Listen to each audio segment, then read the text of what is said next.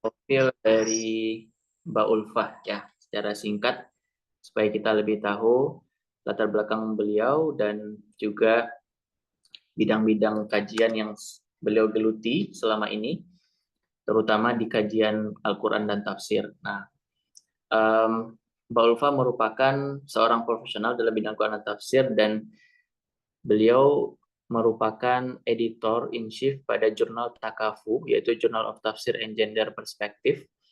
Dan saat ini beliau sedang menjadi dosen ya di Universitas Islam Bandung. Betul ya Mbak Ulfa? Ya, Kemudian betul. ya, dan saat ini latar belakang pendidikan beliau, Mbak Ulfa ini merupakan alumni dari UIN Sunan Kalijaga Yogyakarta, selesai di tahun 2014 di jurusan Ilmu Al-Quran dan Tafsir. Waktu itu gelarnya masih STHI ya Mbak ya, belum SAG.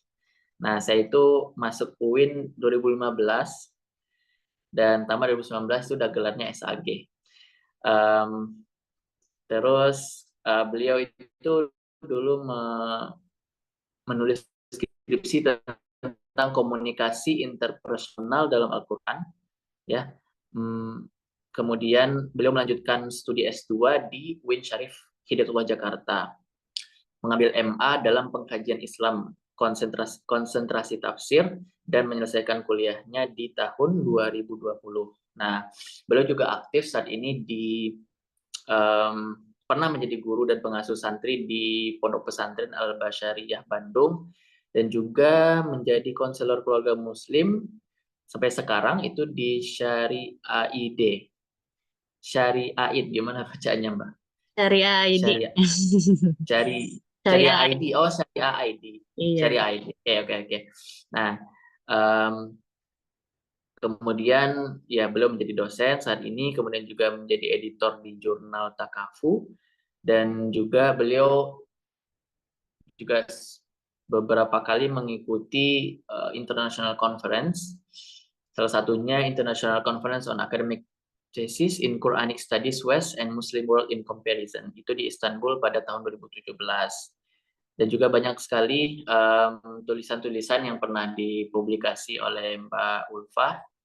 Salah satunya ini Sosiologi Tafsir, Kritik Fenomena Bid'ah dalam Tafsir Tamsyiah Al-Muslimin karya Ki Haji Ahmad Sanusi di tahun 2020. Ya, dan juga ada beberapa jurnal lain yang berkaitan dengan tema-tema studi Al-Quran dan tafsir seperti itu. Oke, jadi teman-teman kita kedatangan pakarnya ya di bidang tafsir Nusantara, kalau bisa dikatakan mengkaji tafsir Nusantara ya, karena Ki Haji Ahmad Sanusi ini merupakan ulama yang lahir di akhir abad 19, kalau tidak salah 1988 ya. Dan beliau itu meninggal di tahun 1950 dan pernah menjadi anggota dari Persatuan Umat Islam Indonesia atau PUI. Persatuan Umat Islam ya, PUI. PUI PUI. ya, PUI ya, sama Islam Indonesia. Nah, tanpa berlama-lama kita akan mendengarkan presentasi dari Mbak Ulfah, mungkin sekitar 40 menit atau paling lama 45 menit, Mbak. Nah, silakan, Mbak. Ya, terima kasih Mas Hamdi yang telah memberikan saya kesempatan untuk bisa membedah buku saya sendiri begitu ya. Dan juga saya berterima kasih kepada Mas Fadli Lukman yang sudah berkenan untuk mengundang saya dalam forum yang luar biasa. Menurut saya tuh saya merasa terhormat sekali bisa berbicara di forum ayat ini ya. Dan juga saya ingin menyapa Duha, kemudian Mas Mugzi, ada tadi Mas Rijal Ali, sebetulnya beliau kontributor jurnal Takafu gitu ya. Dia sering, nah ini Mas Rijal Ali sering menulis di jurnal Takafu. Saya tahu namanya tetapi tidak tahu orangnya begitu. Baik, langsung saja saya izin untuk share screen. Apakah sudah terlihat?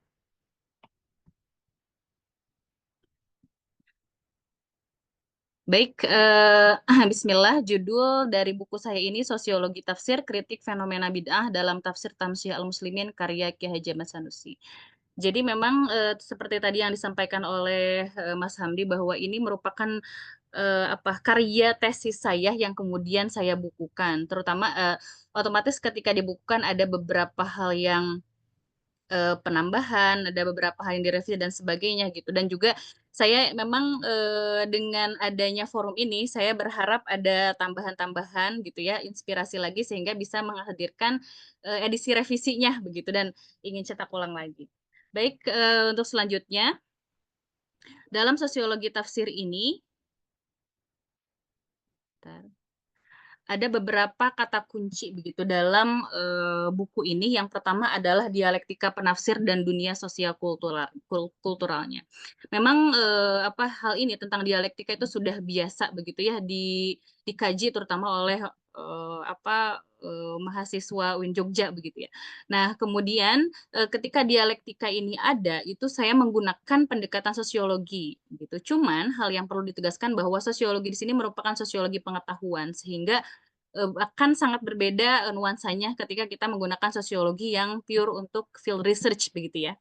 Nah, kemudian adapun isu yang diangkat di sini adalah isu bid'ah dalam tafsir Tamsyiah Al-Muslimin karya Kiai Haji Ahmad Sanusi.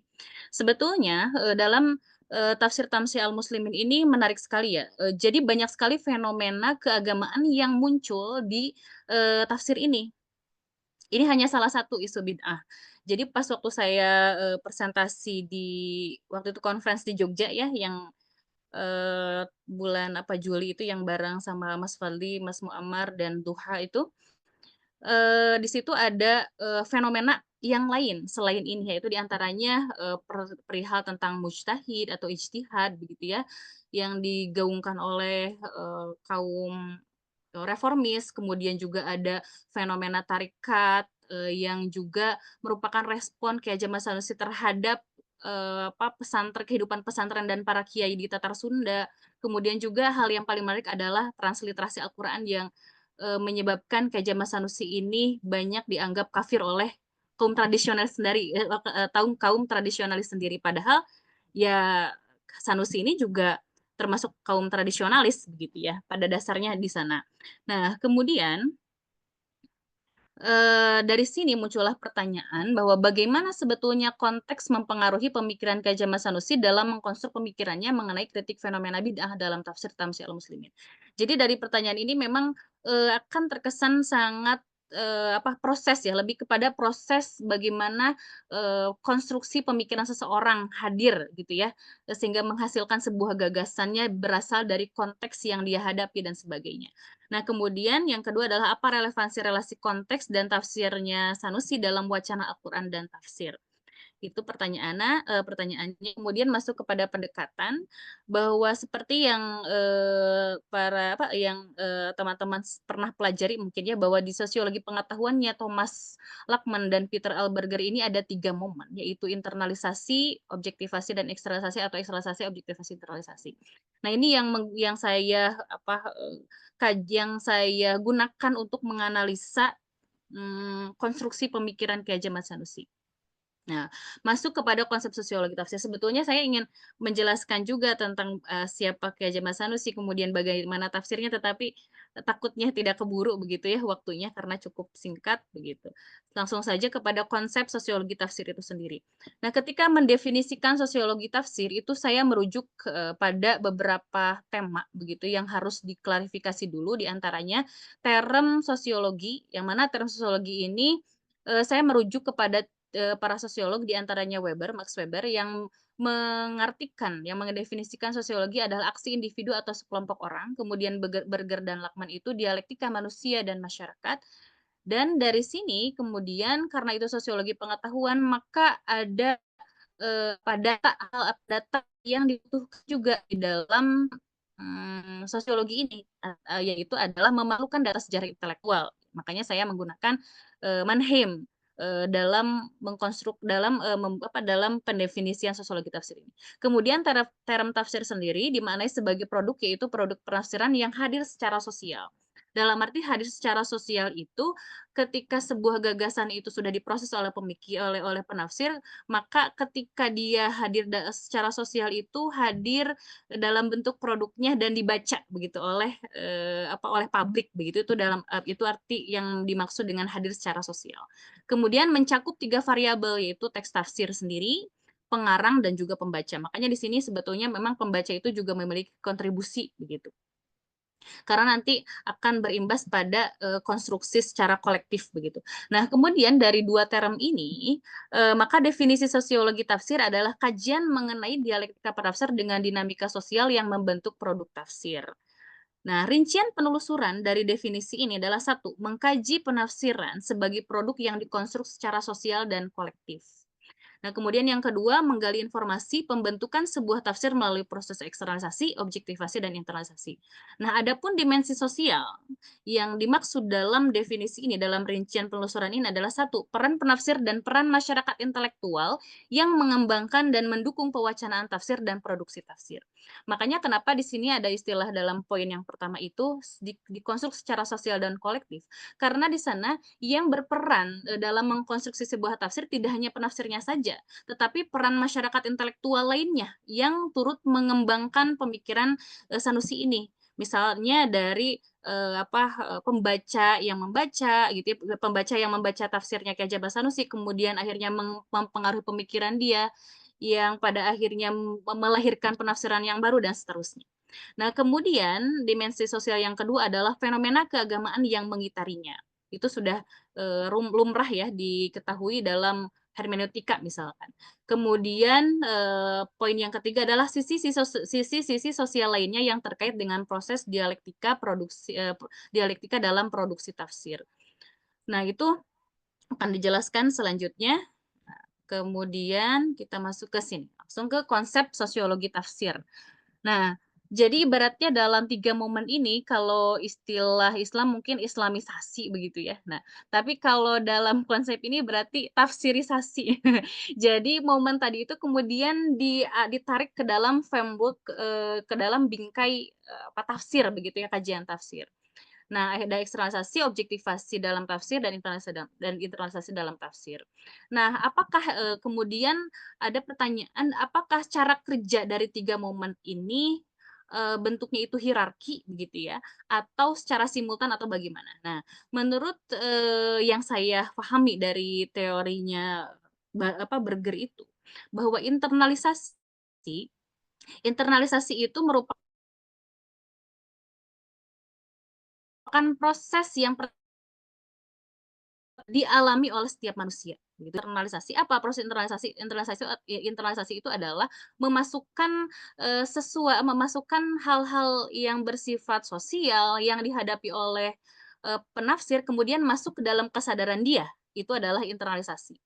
Nah, kemudian ketika masuk ke dalam, kesadaran, dia kemudian direfleksikan dalam bentuk eksternalisasi. Jadi eksternalisasi itu merupakan refleksi dari,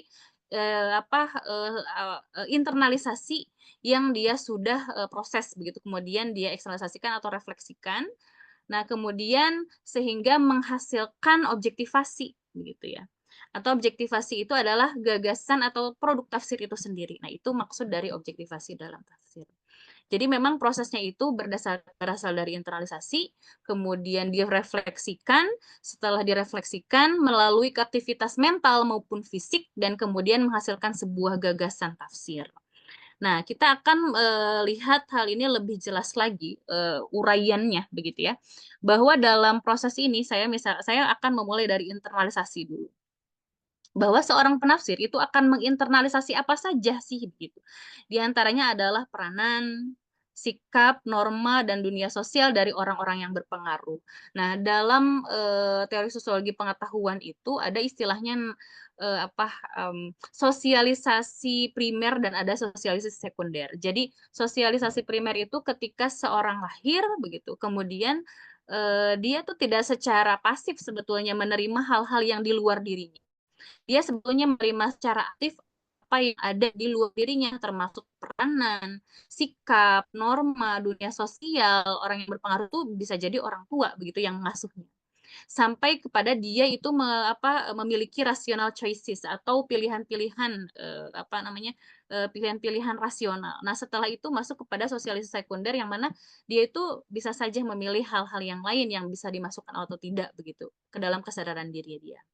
Nah, kemudian hal apa lagi yang diinternalisasi itu guru yang mempengaruhinya dalam memilih peran sebagai penafsir, ini juga penting.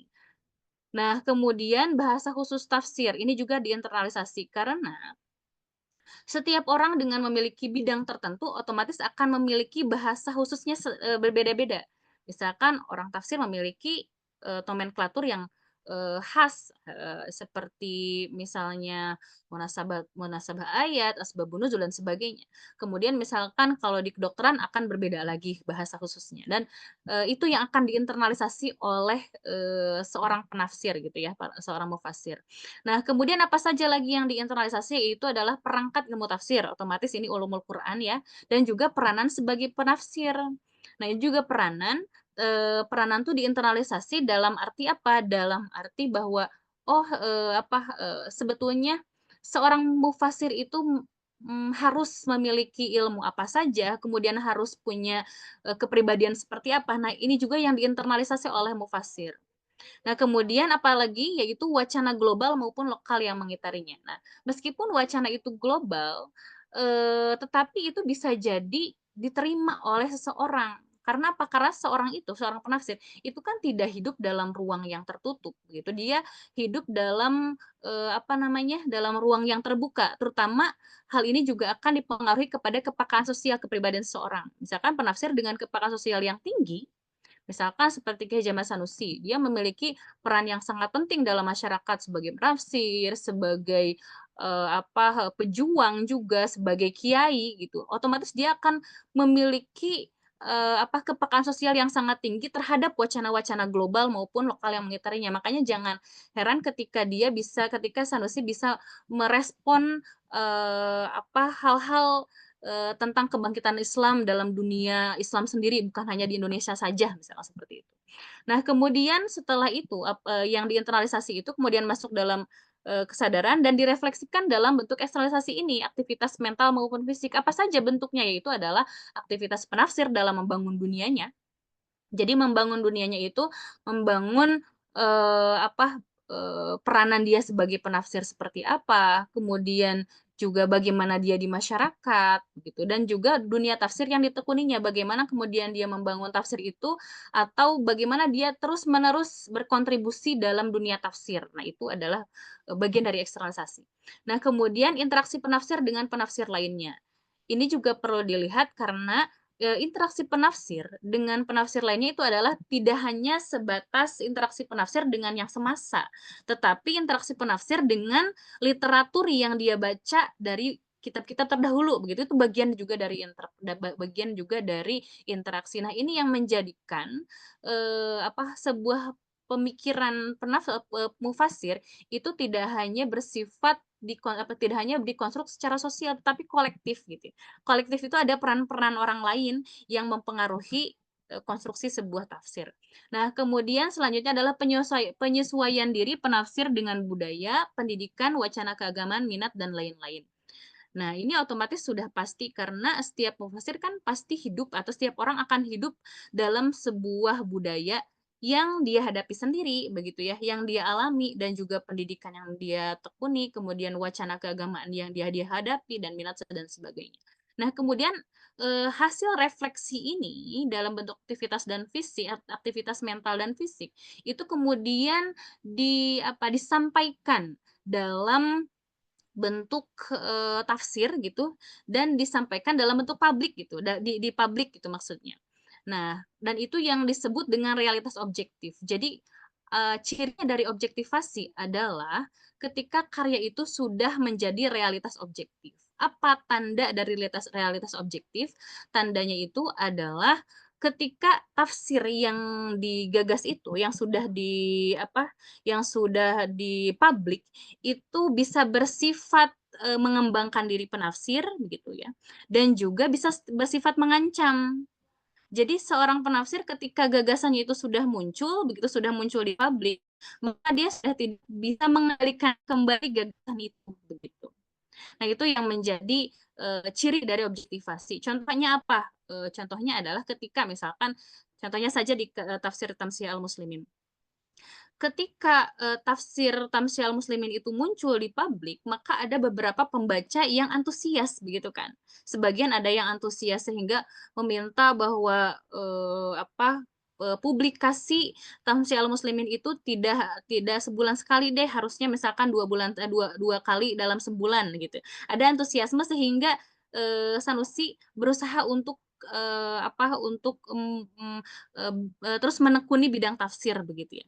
Nah, kemudian ada juga yang bersifat mengancam, contohnya ketika Sanusi memunculkan gagasannya tentang transliterasi Al-Qur'an. Jadi di tafsir Tamsiyah Al-Muslimin ini memang menarik sekali ada transliterasi Al-Qur'an begitu yang pada waktu itu masih baru sehingga memunculkan banyak hujatan dari pihak tradisionalis sendiri begitu ya.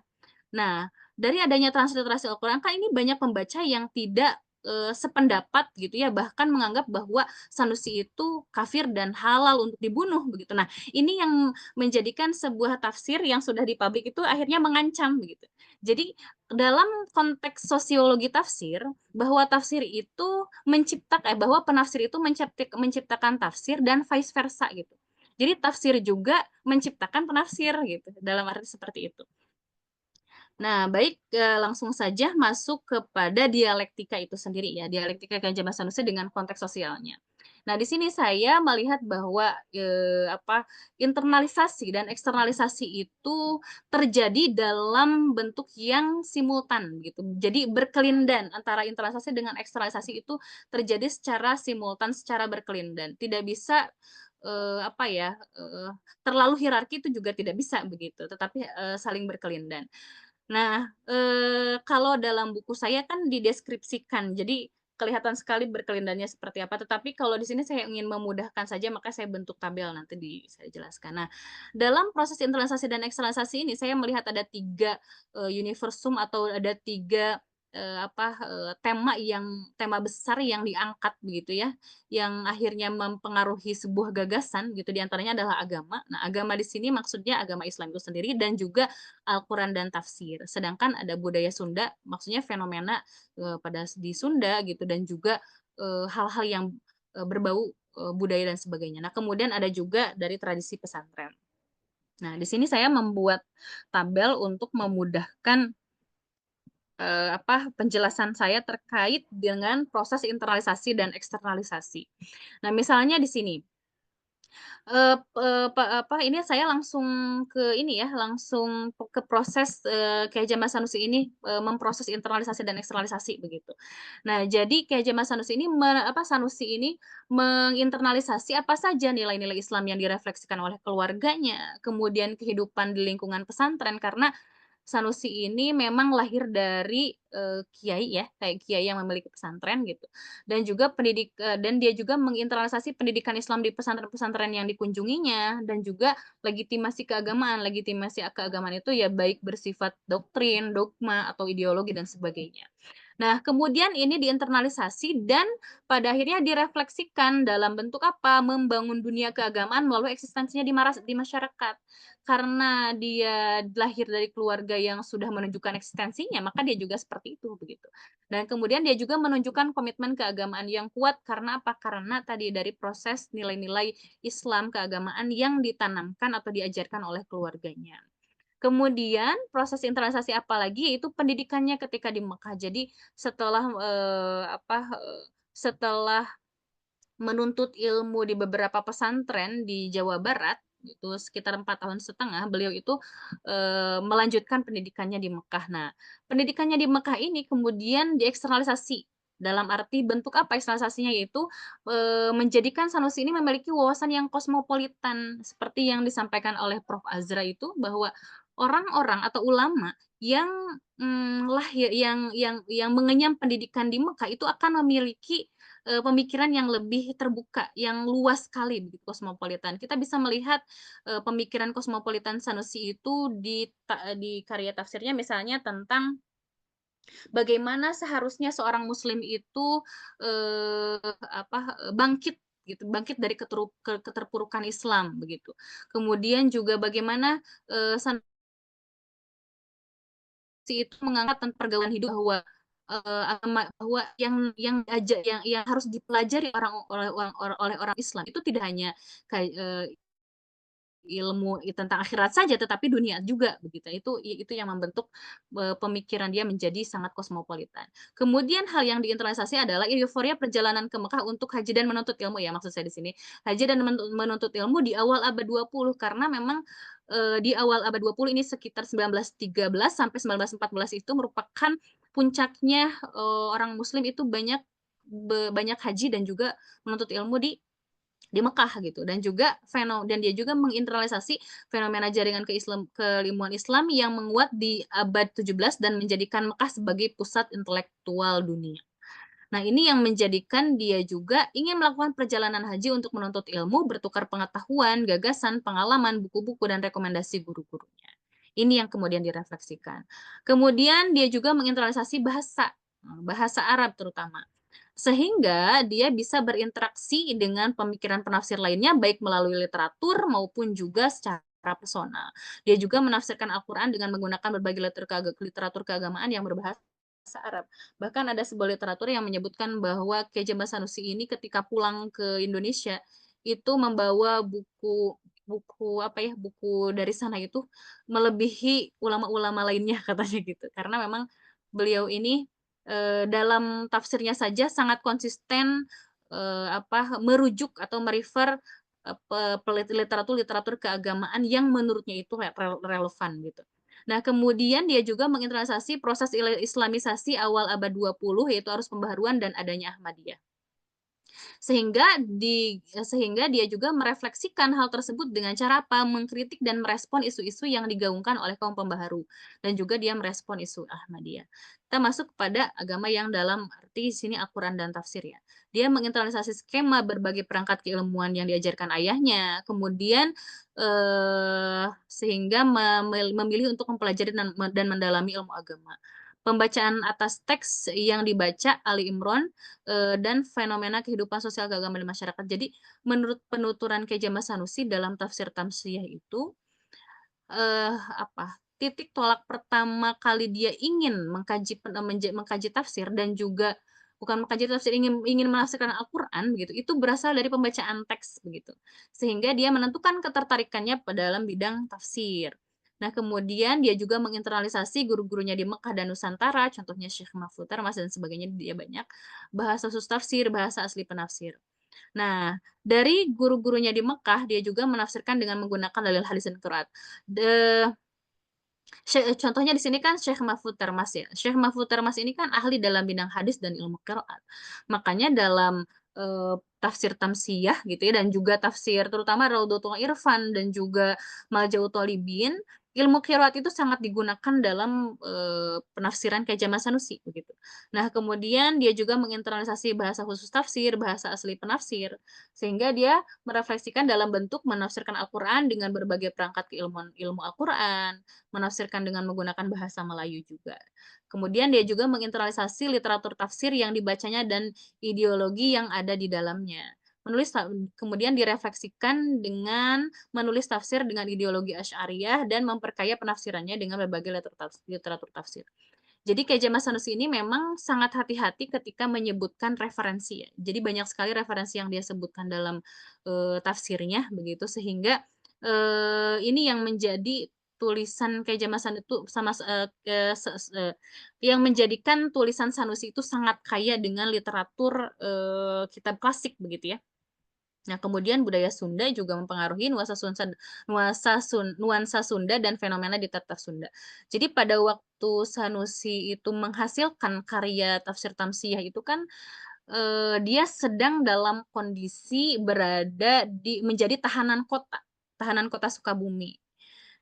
Tahun 1934. Nah, ketika itu dia otomatis akan menerima, menerima secara langsung atau, memasukkan fenomena tersebut ke dalam kesadarannya secara langsung gitu. Berbeda ketika dia menulis di Malja'ut Thalibin, ketika dia nulis di Malja'ut Thalibin kan di itu ya, di tahanan tahanan penjara di Batavia Sentrum, jadi dia tidak menyaksikan secara langsung, berbeda ketika di sini, begitu. Makanya nuansa sosialnya sangat kental sekali. Dan kemudian dieksternalisasi dalam bentuk merespon persoalan sosial keagamaan di Tatar Sunda, termasuk perihal bid'ah ini, begitu. Nah, kemudian dia juga menginternalisasi tradisi pesantren, di antaranya apa? Legitimasi atas pendidikan pesantren yang erat dengan pusat orientasi ulama Indonesia. Rata-rata orang yang ulama pada waktu itu begitu ya, ketika dia sudah selesai belajar di pesantren, maka dia akan menuntut ilmu di Mekah begitu. Nah, ini juga kemudian diinternalisasi dan dieksternalisasikan dengan cara menimba ilmu ke Mekah. Nah, kemudian tradisi pesantren yang fokus pengajarannya pada kitab kuning, sehingga Sanusi itu merujuk kitab-kitab ulama terdahulu dan menganggapnya sebagai rujukan paling otoritatif. Jadi memang menurut Sanusi ini, beliau ini kan perdebatannya itu di seputar apa, di seputar ini ya, taklid begitu ya. Nah, jadi menurut dia itu ya, apa, ulama kita tuh pada zaman, Sanusi hidup itu sebetulnya sudah tidak boleh ada yang, apa namanya tuh, tidak boleh ada yang menjadi mujtahid lagi gitu ya. Kalau orang awam ya harusnya taklid saja begitu. Nah, dan dia juga merujuk kepada, apa namanya, sangat tunduk sekali kepada kitab-kitab ulama terdahulu dan dia menganggap bahwa itu merupakan rujukan yang paling otoritatif. Nah, kemudian dia juga menginternalisasi konsep sufi yang diamalkan di kalangan pesantren, contohnya misalkan tarekat, memuliakan wali dan guru-guru yang dianggap karismatik. Sehingga dia juga dalam apa, dalam hal tersebut kemudian merefleksikan atau menafsirkan tentang ayat-ayat tertentu itu apa, atau membolehkan gitu ya, membolehkan talqin mayit contohnya karena dia memiliki apa, menginternalisasi hal ini gitu ya. Oke, nah selanjutnya masuk kepada tataran objektivasi. Nah, masuk kepada isu fenomena bidah itu di dalam tafsir Tamsih al-Muslimin ada beberapa isu yang diangkat diantaranya tentang talafut bin niyah, talqin mayit, tawassul, kemudian bid'ah akidah bagi Ahmadiyah. Ini yang diangkat oleh Sanusi begitu. Nah, kemudian terkait talafut bin niyah. Jadi, Sanusi ini, apa, merespon jadi ketika dia merespon tentang bidang itu sering sekali dia tuh langsung merujuk kepada siapa, pernyataan ini ditujukan begitu. Nah, contohnya seperti ini misalkan, "Adapun keadaan talafut biniyah itu tentu bisa diketahui oleh umum, bukan di dalam sembahyang atau di dalam wudu. Ialah sebelumnya kerana permulaan sembahyang itu takbiratul ihram dan pemulaan wudu itu membasuh muka, sedangkan talafut biniyah itu adanya sebelum takbiratul ihram dan sebelum membasuh muka." Dan ini memang apa, ditujukan kepada kaum pembaharu yang menganggap bahwa mengucapkan niat itu ya tidak disyariatkan dan itu termasuk bagian dari bid'ah. Nah, kemudian hal ini dia perkuat dengan, ayat ini, "Wa ma atakumur rasulu fakhuduhu wa ma nahakum anhu fantahu wattaqullaha innallaha syadidul iqab." Apa yang diberikan Rasul kepadamu maka terimalah dan apa yang dilarangnya bagimu maka tinggalkanlah dan bertakwalah kepada Allah. Nah, berdasarkan ayat ini Sanusi berargumentasi bahwa Se kalau kalau para pembaharu itu kan biasanya, kalau apa, tidak diperintahkan oleh Allah, maka berarti tidak usah dikerjakan. Nah, menurut Sanusi bahwa, melihat hukum itu tidak hanya dilihat dari yang diperintahkan saja, tetapi dilarang juga, katanya gitu. Nah, talafut bin niyah itu tidak dilarang dalam Al-Quran dan hadis, sehingga hukumnya tidak bid'ah dan tidak sesat menurut dia. Nah, kemudian tentang talqin mayit. Nah, talqin mayit ini, direspon juga begitu ya dalam tafsirnya. Ulama Islam dari mazhab 4 inilah ulama Syafi'i, ulama Hambali di dalam kitab-kitabnya menetapkan akan sunnah-sunnahnya talqin. Akan tetapi sangat disalahkannya oleh mujtahid-mujtahid model baru sehingga datang daripadanya cacian-cacian atau kritikan-kritikan atau celaan. Nah, jadi memang Sanusi itu sering apa, tidak aneh gitu, langsung merujuk kepada siapa tulisan ini ditujukan begitu. Itu jadi kita ketika mengkajinya itu cukup mudah begitu. Nah, kemudian, mmm, dia itu apa namanya, mendasarkan hal tersebut gimana tadi? Mendasarkan, pendapat ini bahwa talqin mayit itu dibolehkan begitu, itu dengan bersandar pada ayat ini, Sesungguhnya Allah tidak segan membuat perumpamaan seekor nyamuk atau yang lebih kecil daripada itu. Adapun orang-orang yang beriman mengetahui bahwa itu kebenaran dari Tuhannya, akan tetapi orang-orang kafir berkata, "Apa maksud Allah dengan perumpamaan ini?" Nah, jadi, maksud sesat di sini itu adalah bukan orang-orang yang, melakukan talqin mayit, begitu. Nah, kemudian, tawassul. Nah, terkait dengan tawassul itu dia, menafsirkan ini, ayat, surah Al-Maidah ayat 35. Nah, menurut dia di sini, "Ya ayyuhalladzina amanu taqullaha wabtaghu ilaihil wasilata wajahidu fi sabilihi la'allakum tuflihun." Menurut dia, seseorang bisa mencapai kesempurnaan iman itu adalah dengan bertakwa kepada Allah. Nah, wabtaghu ilaihil wasilah itu diartikan sebagai tawassul. Wajahidu, nah itu jihad di jalan Allah. Nah, ini yang menjadikan, tawassul itu, diperbolehkan menurutnya, begitu ya.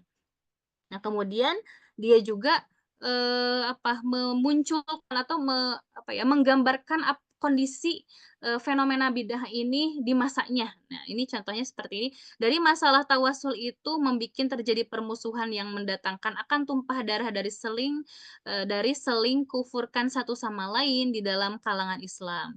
Karena pihak Tegen akan tawasul itu, pihak tegas akan tawasul itu menyebutkan kufur musyrik kepada pihak yang mengharuskan akan tawasul yang mana akhirnya menghalalkan akan darahnya dan harta bandanya. Oleh karena itu, maka kami merasa wajib mengupas akan masalah ini. Jadi, di sana sini juga menggambarkan fenomena bid'ah pada waktu itu, begitu, sampai adanya permusuhan dan pertumpahan darah, begitu.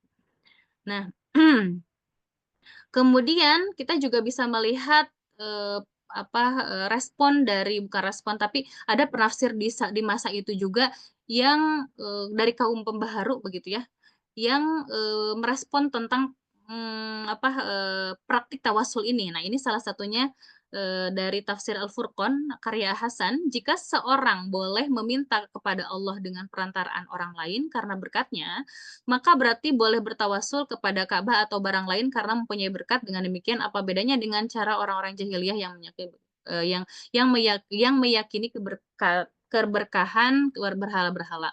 Nah, Sanusi merespon tentang, penafsiran ini, Hasan, itu dengan cara apa? Dengan cara berargumentasi bahwa baginya doa adalah bagian dari lafal tholabi yang akhirnya menuntut. Jadi, menurut dia, doa itu bisa dalam bentuk ibadah, bisa juga tidak. Kalau misalkan menuntut atau tholabinya itu kepada Allah, maka bentuknya ibadah. Tapi kalau misalkan menuntut kepada manusia, begitu doanya maka itu tidak dinilai ibadah, begitu. Kemudian juga doa pun dapat diartikan sebagai memanggil. Misalkan, "Ya Allah." Nah, kalau memanggil Allah maka itu ibadah, tapi kalau memanggil yang lain maka tidak dikatakan ibadah, begitu. Kemudian berbeda-bedanya makhluk Allah dalam hal keutamaan dan keilmuannya. Dia juga berargumentasi bahwa setiap bahwa manusia itu ya ada level-level keutamaannya. Otomatis Nabi Muhammad, Rasul dengan nabi yang dengan umatnya akan berbeda levelnya. Nah, ini yang menjadikan menurut beliau itu, adanya level kemuliaan ini menjadikan setiap muslim itu saling tolong-menolong begitu ya, saling menolong untuk membantu syafaat dan sebagainya. Nah, kemudian definisi tawasul adalah menuntut segala jalan, dan perantara yang mendekatkan diri kepada Allah, termasuk ini maksud Sanusi itu definisi dari tawasul itu menuntut segala jalan. Nah, kemudian aspek, bid'ah Ahmadiyah sebetulnya sebetulnya yang, respon dari bid'ah Ahmadiyah ini itu juga hampir sama dengan ulama-ulama lainnya begitu, bahwa Ahmadiyah ini kan tentang khotam itu diartikan stempel gitu, tapi kalau Sanusi menganggap bahwa, khotam itu dimaknai dengan penghabisan nabi atau penutup seluruh-seluruh nabi gitu, seluruh nabi-nabi. Karena dalam menafsirkan Al-Quran perlu melihat dalil hadis yang menjelaskan atau mendukung terhadap ayat Al-Quran, sedangkan tidak ada hadis atau Al-Quran yang mendukung terhadap penafsiran Ahmadiyah ini, sehingga tidak bisa diterima menurutnya seperti itu. Kalaupun dimaknai cap gitu, berarti itu artinya menutup semua lubang yang tidak boleh dibuka lagi, dalam arti makna dari penafsiran tersebut penghabisan seluruh nabi, begitu. Nah, kemudian terakhir relevansi relasi temuan kajian dalam wacana Al-Quran dan tafsir. Nah, ini sebetulnya banyak sekali relevansinya kalau di dalam buku ya sekitar ada belasan begitu, cuman yang saya, eee, apa ambil yang paling relevan saja, di antaranya menurut Gade gitu, bahwa proses internalisasi dapat diungkap melalui pewacanaan global maupun lokal yang mengitari penafsir. Kemudian Brooke juga berpendapat bahwa penafsir memiliki peran ganda, yaitu sebagai pembaca, reader, dan pengarang. Autor peran ini berada dalam proses eksternalisasi. Jadi kajian temuan dari penelitian saya ini begitu itu sejalan dengan pendapat G dan Brooke, dan juga sejalan dengan pendapat Hidayat, yaitu teks yang telah menyandang realitas sosial tidak bisa dikendalikan lagi oleh pengarangnya karena ia telah menjadi milik publik. Nah, dalam arti di sini kesimpulannya adalah bahwa penafsir tidak hanya membangun penafsirannya secara personal, akan tetapi dikonstruk secara sosial dan kolektif karena ada keterlibatan sosial maupun peran-peran pembaca ataupun peran penafsir lainnya yang bisa mengkonstruk atau mempengaruhi Sanusi penafsir dalam mengkonstruk pemikirannya sendiri. Begitu dari saya. Terima kasih. Mangga. Oke, terima kasih Mbak Ulfa atas pemaparannya yang sangat luar biasa. Dan tadi juga dijelaskan secara detail mengenai teori-teori, kemudian pengaplikasiannya, dan juga diakhiri dengan contoh, gitu ya, terutama yang berkaitan dengan bid'ah. Baik, untuk selanjutnya kita akan masuk ke sesi diskusi. Silakan di antara teman-teman, rekan-rekan, Bapak, Ibu, dosen, dan lain sebagainya yang jika ada yang ingin ditanggapi atau pertanyaan kepada Mbak Ulfa, silakan disampaikan ya, bisa open mic dan open cam juga nggak apa-apa. Jadi kelihatan orangnya. Ada?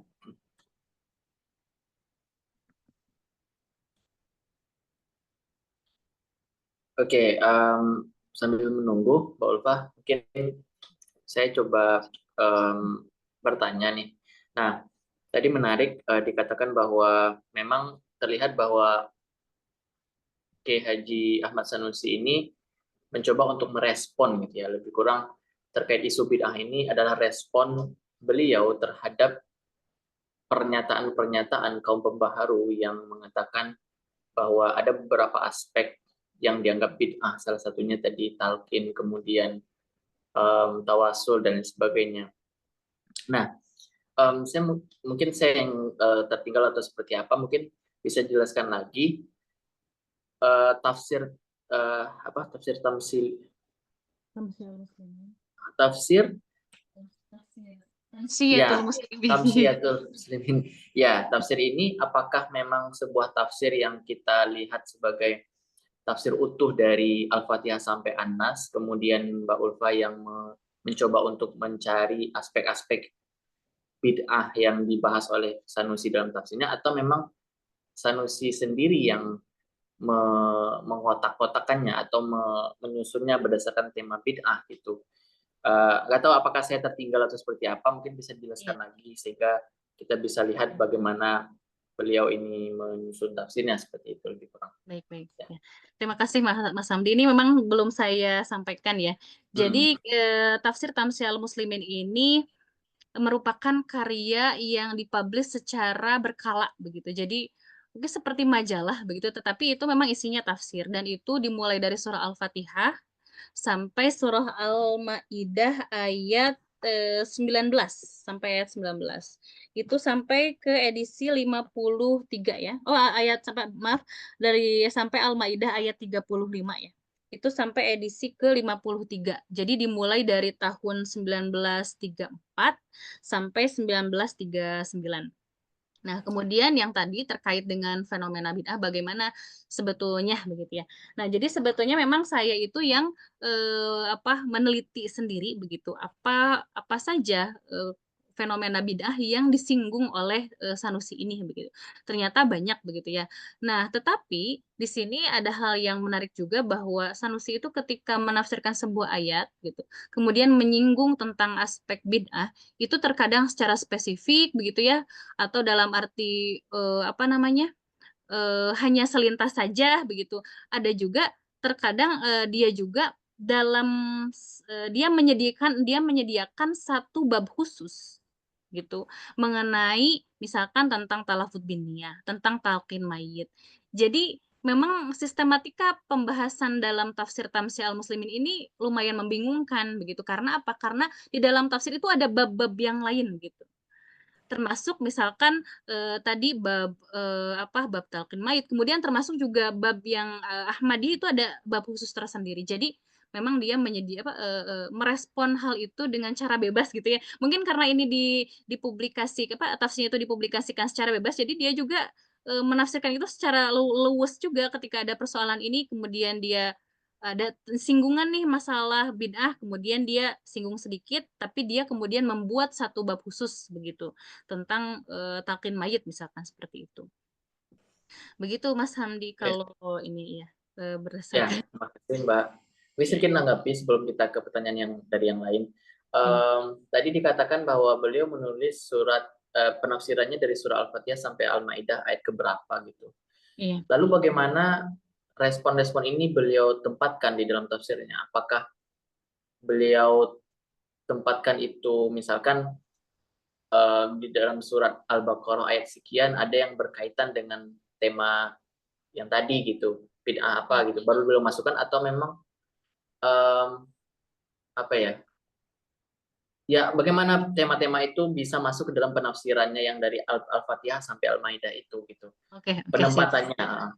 Iya, baik. Jadi Sanusi itu ketika menafsirkan ayat begitu, kemudian menurut dia tuh, oh ini ada kaitannya dengan dengan aspek bid'ah. Kemudian dia masukkan gitu. Jadi dia tuh memasukkan hal-hal atau bid'ah termasuk juga hal fenomena keagamaan lain itu ketika menafsirkan sesuatu dengan panjang lebar begitu ya, sangat panjang lebar. Jadi dia tuh sampai bahkan ketika menafsirkan sesuatu tuh kadang hilang dari konteks ayat itu gitu karena dia itu selalu menafsirkan ayat itu secara panjang lebar termasuk juga tentang bid'ah ini. Ketika menafsirkan apa, kemudian dia menurut dia tuh agak dekat nih tentang persoalan bid'ah, kemudian dia angkat tentang itu gitu. Jadi sebetulnya memang kekurangan dari tulisan dari tafsir Tamsyiah Al-Muslimin ini bahwa beliau itu seringkali menafsirkan ayat Al-Qur'an agak jauh dari konteks aslinya. Misalkan tentang penciptaan bumi begitu. Dia tuh sampai menjelaskan tentang apa ada benua apa saja di dunia ini begitu dan sebagainya gitu dan memang seperti itu sistematika pembahasan beliau ini. Gitu Oke. Mas. Baik, terima kasih Mbak Ulfa, sangat menarik. Kira-kira dari teman-teman di sini apakah ada yang ingin bertanya atau memberikan tanggapan? Mas Khairul Atfal itu sedang ya enggak. Boleh saya lihat chat dulu. Silakan Mas. Ingin bertanya, terima kasih kepada Mas juga dari Bu Ulfa. Sebelumnya suara saya kedengaran ya? Iya terdengar tapi agak ini ya suaranya kurang jelas ya. Kalau seperti ini sudah jelas apa belum? Iya boleh coba. Jelas. Ini perkenalkan, nama saya Fadil Afal. Saya mahasiswa ilmu Al-Quran dan Hadis. Dan saya ingin bertanya karena bertanya pendekatan sosiologi dalam bahasa ini yang tesis yang kebetulan saya juga dari Madura dan nanti akan mungkin sekitar Pasir Madura ya. Yang ingin Mas saya Khairul tanyakan, Atfal, maaf saya kurang mendengar. Kalau Mas Hamdi gimana? Bisa menangkap tidak? Ya, belum kurang jelas suaranya, Mas. iya, Mungkin saya juga nggak bisa mendengar terlalu jelas. kalau seperti ini. Iya, Iya, iya lebih jelas. lebih Silakan. jelas. Oh, oke. Izin memperkenalkan diri dulu. Saya Fadil Atfal, Magister Ilmu Al-Quran dan Tafsir dari UIN Palembang. Sebelumnya saya ingin bertanya karena ini berkaitan dengan tesis yang akan saya lakukan, riset tesis ya. Dan kebetulan saya juga dari Madura. Riset saya ini terinspirasi ketika S1 kemarin di UIN Surabaya tentang sosiologi dalam penelitian tafsir. Nah, sosiologi dalam penelitian tafsir itu salah satunya adalah ada yang namanya proses internalisasi kan itu di dalam tafsir. Nah, dalam proses internalisasi ini mungkin juga di sini juga ada Pak Fatih Lukman karena ide saya juga terinspirasi dari buku beliau tentang tesis itu tesis disertasi maksud saya. Nah di Pak Fatih Lukman itu kan pakai yang yang Walid Soleh di mana itu tafsir sebagai eh, tradisi tafsir lah gampangnya itu. Nah, kalau kita pakai yang sosiologi tafsir di situ diinternalisasi, apakah kita sudah mencakup apa yang sudah dikatakan oleh Walid Soleh tentang tentang dialektika, mungkin gampangnya kalau salah mungkin bisa dibenerin nanti. Kalau yang Walid Soleh itu kan dialektika tafsir dengan tafsir-tafsir sebelumnya atau mungkin dari proses kenapa tafsir itu menggunakan teks seperti itu. Nah, dalam proses internalisasi sosiologi ini, apakah sudah mencakup hal itu atau belum? Nah, kalau misalnya itu tidak belum mencakup apa yang disebutkan oleh Walid Soleh tersebut, apakah kita bisa menggunakan dua perspektif dalam penelitian itu? Misalnya kita menggunakan sosiologi sebagai respon untuk melihat tafsir itu tafsir itu berdialektika dengan sosial, kemudian juga yang Walid Soleh mengkaji dari tafsir itu sendiri. Itu. Kemudian yang kedua, misalnya gini, ada tafsir yang mungkin kalau yang Bu Ulfa jelasin itu memang secara jelas ya melakukan respon atau kritik terhadap kelompok-kelompok lain atau ya yang tidak sejalan dengan ideologi Simon Pascal. Nah, sekarang kalau misalnya ada tafsir yang sebenarnya itu kalau asumsi saya itu bukan untuk merespon isu-isu sosial. Gampangnya kalau kita pakai yang kalau kata Pak Islah itu kan tafsir dari pesantren. Nah, tafsir dari pesantren di Madura itu rata-rata apalagi tafsir tradisionalis itu tidak terlalu merespon isu-isu sosial. Dan kesannya itu masih gampangnya sih rangkuman dari tafsir-tafsir yang sudah ada. Mungkin bisa dikatakan repetitif ya. Nah, kalau seperti itu, apakah kita bisa memaksakan teori sosial itu terhadap teks tersebut yang secara tidak langsung itu sebenarnya tidak untuk merespon isu tersebut. Seperti contoh ketika berhubungan dengan teologi atau ideologi-ideologi tertentu yang mencerminkan itu sebenarnya ada di ideologi dalam tafsir itu tergambar dari referensi-referensi yang dia pakai. Terima kasih. Mungkin itu aja dari saya. Ya. Terima kasih Mas Khairul Atfal. Saya berjawab langsung atau ditampung dulu? Dijawab langsung aja, Mbak. Oke, baik. Terkait tadi ya, pertama apakah ada dialektika begitu antara penafsir dengan penafsir lainnya begitu dalam arti pembacaan literatur sebelumnya gitu. Nah, itu sebetulnya sudah saya tadi sampaikan itu ada di ada di proses internalisasi ketika seseorang itu menginternalisasi bahasa, terutama misalkan bahasa Arab ya, atau bahasa lainnya yang kemudian dia gunakan dalam membaca literatur begitu. Nah, kemudian ketika menginternalisasi bahasa itu dia merefleksikannya dalam bentuk eksternalisasi itu dengan berinteraksi dia sendiri dengan penafsir lainnya begitu. Nah, penafsir lainnya ini itu salah satunya seperti yang disampaikan oleh Mas Khairul Atfal bahwa literatur sebelumnya atau berarti penafsir-penafsir sebelumnya itu juga berinteraksi begitu. Jadi itu yang menjadikan konstruksi konstruksi penafsiran itu menjadi kolektif karena dia itu tidak hanya didukung oleh penafsir dia sendiri, tetapi juga dia bisa merespon penafsir atau pembaca di masanya dan juga merefer gitu ya, merujuk tulisan-tulisan sebelumnya atau literatur-literatur bacaan keagamaan yang menurutnya relevan. Jadi kalau misalkan menggabungkan dialektika tersebut menurut saya tidak perlu karena di dalam konsep sosiologi ini juga sosiologi pengetahuan ini juga sudah termasuk begitu ya. Nah, kemudian bagaimana ketika tafsir yang dikaji itu tidak terlalu kental dengan aspek sosialnya begitu ya, atau tidak untuk merespon isu sosial. Sebetulnya kan sosiologi tafsir ini untuk melihat sosiologi pengetahuan itu kan untuk melihat bagaimana konstruksi sebuah tafsir begitu ya. Dan tidak mungkin juga seseorang itu kedap dengan aspek sosialnya meskipun dia tidak untuk merespon begitu ya. Tetapi tetap saja dia berada di lingkungan yang mana dia itu berinteraksi dengan orang sekelilingnya, dia berada dalam konteks seperti apa begitu. Dan juga dia juga membaca apa saja gitu. Kan sebetulnya yang menjadi ini yang saya suka dengan teori ini sebetulnya jadi sangat detail sekali begitu. Apa saja yang diinternalisasi oleh penafsir begitu.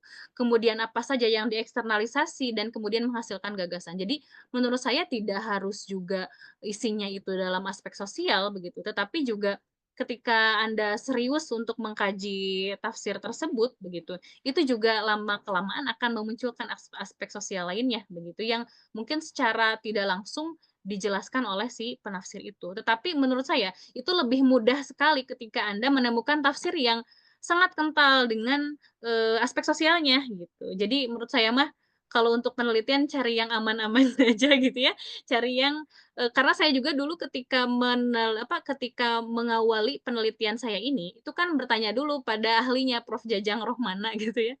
Dulu saya bertanya kepada beliau, dari tulisannya Kyai Jamal Sanusi, mana tafsir yang paling, kental dengan, fenomena sosialnya? Terus menurut beliau, ya ini tafsir Tamsil al-Muslimin ternyata memang kental sekali, begitu.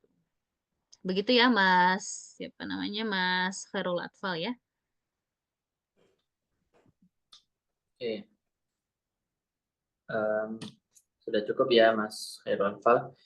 Terus di sini ada di chat. Di chat ini ada yang ini Mbak nulis. Salam Mbak Ulfa, tadi Mbak Ulfa menjelaskan bahwa aspek internalisasi kedekatan hubungan dengan ajaran para wali berkaitan dengan eksternalisasi talqin mayit. Kira-kira apa yang membuat Mbak Ulfa mengaitkan kedua hal tersebut? Ini dari Baik. kuliah. Fawaid ya. Oke, tadi saya tuh menjelaskan bahwa aspek sebentar ya, mau lihat dulu.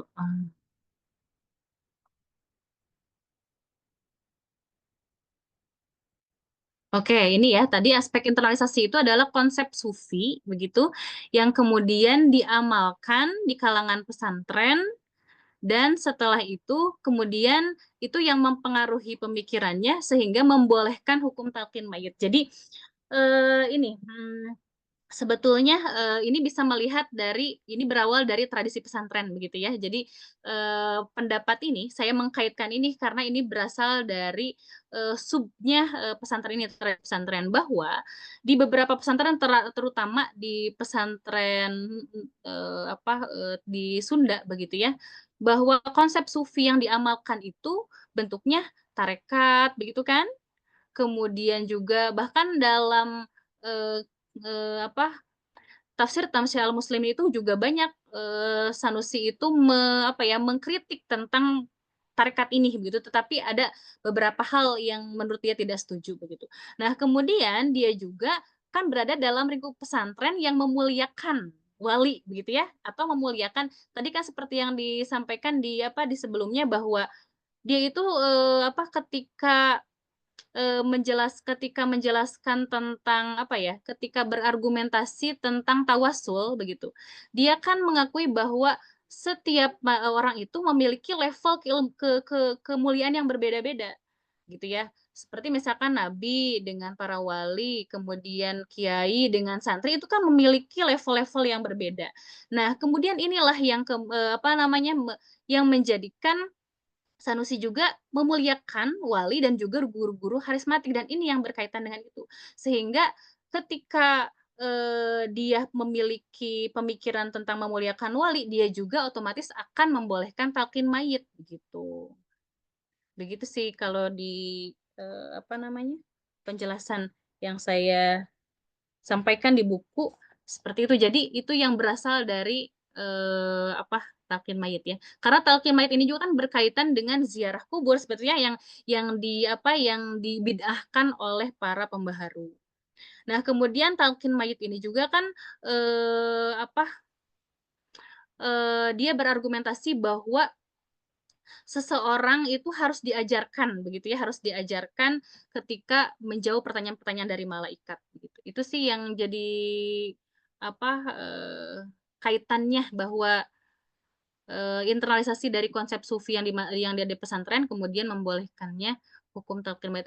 Nah, penjelasan yang lebih jelas Mas sebetulnya ada di buku saya yang paling ini, yang paling belakang itu menjelaskan tentang tradisi pesantren yang berkaitan dengan tarekat itu. Begitu ya, Mas Fawaid? Oke. Em, Kira-kira dari teman-teman yang lain apakah ada pertanyaan? Nah, menarik ya. Mungkin saya kalau mau mengaitkannya dengan tren zaman sekarang, itu kayak jadi ada rasa penasaran dari saya bahwa kalau sekarang kan juga muncul tren penafsiran di mana ketika ada perdebatan di media sosial gitu ya tentang bid'ah ini kan juga banyak ya. Ini juga berseliweran di media sosial zaman sekarang tentang bid'ah gitu ya. Nah, ada juga kalangan-kalangan yang mencoba untuk mengcounter itu gitu, memberikan argumen yang melawan itu gitu menggunakan media atau platform media sosial juga. Jadi ada peperangan terkait tafsir tentang bid'ah melalui media sosial gitu. Nah, kita kan bisa apa istilahnya kalau ditarik ke zaman dahulu itu berarti perdebatan tentang bid'ah ini juga mewarnai tafsir yang tafsirnya itu ditulis melalui kayak tadi penafsiran secara berkala atau tadi kan dikatakan bahwa tafsirnya itu nggak langsung satu satu apa kayak Quraisy Shihab gitu ya, apa Profesor Quraisy Shihab yang 30 juz gitu. Tapi memang secara bertahap itu berkala itu penerbitannya. Nah, jadi kayak saya tuh kan melihat gimana seorang Kiai Haji Ahmad Sanusi itu merespon fenomena sosial di zaman itu yang belum ada internet, belum ada media sosial. Ya medianya adalah dengan cara tadi menerbitkan tafsir melalui tafsir berkala tadi gitu kan. Nah, jadi kayak apa istilahnya fenomena bid'ah di sosial ini memang selalu tidak pernah berhenti Ada. sampai sekarang. Iya, iya. Selalu itu terus dan pembahasannya ya mungkin agak berkembang ya. Kalau dulu ya talqin terus tawasul. Mungkin sekarang ini lebih banyak lagi gitu hal-hal yang disentuh gitu. Dan medianya juga lebih cenderung ke media sosial ya daripada tadi menggunakan tafsir media cetak. Ya itu hanya refleksi saya sih. Hmm. Dan menarik itu untuk kalau dikaji lagi lebih dalam dan kita lihat juga bagaimana ulama-ulama di masa beliau itu memiliki pemikiran-pemikiran dalam menanggapi fenomena-fenomena sosial terkait bid'ah. Ya, menarik sebenarnya.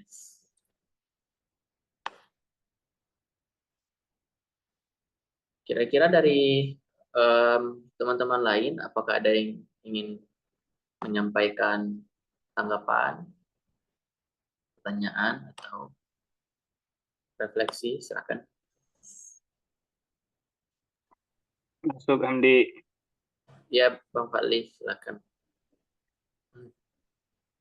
Mbak Ulfanya mana Mbak Ulfanya? Mbak Ulfa. Tuh, Mbak Ulfanya keluar. Keluar dari... Oh iya, keluar. Ya. Bentar, coba kita tunggu dulu. Mungkin dia lagi.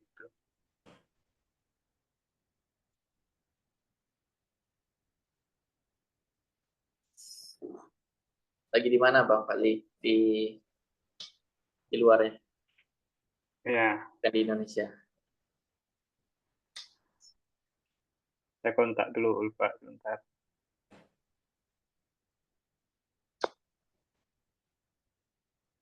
Out atau sengaja keluar.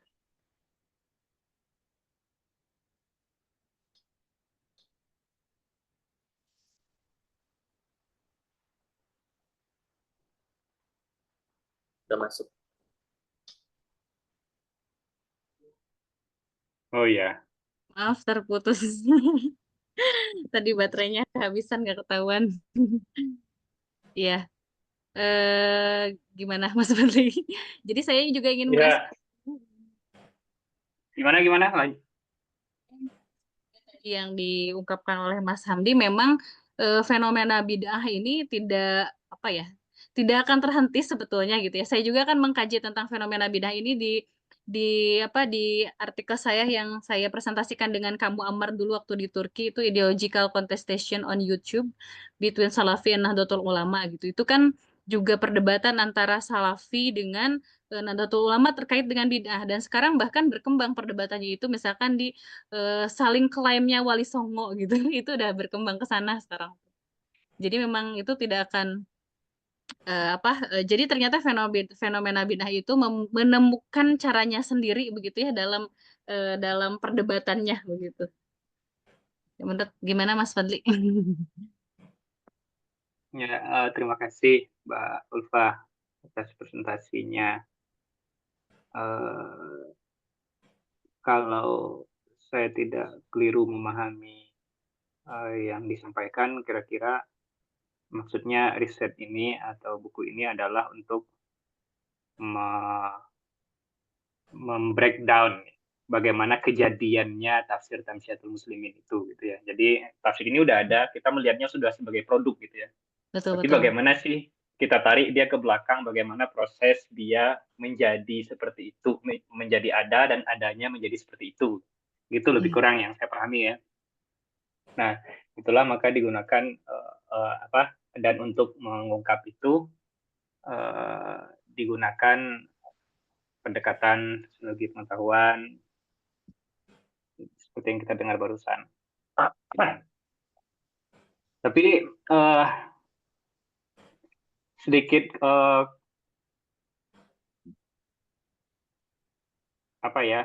komentar terkait bisa jadi ini hanya berkaitan dengan presentasi atau penyampaian gagasan saja, tapi bisa jadi juga berhubungan dengan alur cara berpikir risetnya, yaitu tentang data. Di beberapa bagian tadi sebenarnya saya agak sedikit lost karena ada banyak informasi yang disampaikan tetapi belum melihat datanya seperti apa gitu. Jadi agak kesana, agak ngambang, tapi saya masih belum connect itu dengan penjelasannya karena datanya belum terlihat gitu. Jadi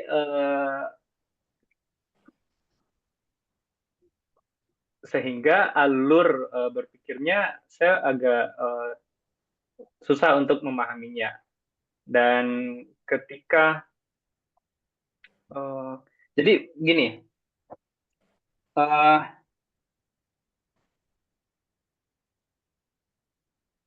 sebentar apa yang saya catat tadi ya?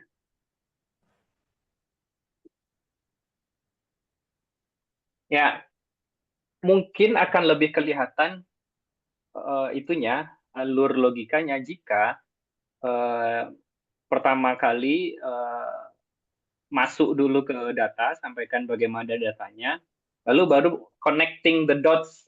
Ini kalau istilahnya duha ya, connecting the dots, ada banyak titik yang kita munculkan, dan titik-titik itu yang kita hubungkan, baru nanti kita frame dengan terminologi internalisasi, eksternalisasi, dan identifikasi seperti itu. Nah, tapi dots-nya itu tidak muncul, tidak kelihatan tadi. Yang kelihatan cuma hasilnya aja, jadi agak susah. Misalnya ya, ayat yang dikaji apa, ini satu ayat, terus ada dot yang lain, misalnya dari Ahmad Hasan, ada dots yang lain, misalnya dia berupa majalah, ada dots yang lain, misalnya ada apa. Jadi semua ketika itu udah kelihatan, baru dihubungkan, ini loh internalisasinya begini, itu akan lebih muncul logika berpikirnya bisa ditangkap gitu. Pertama itu.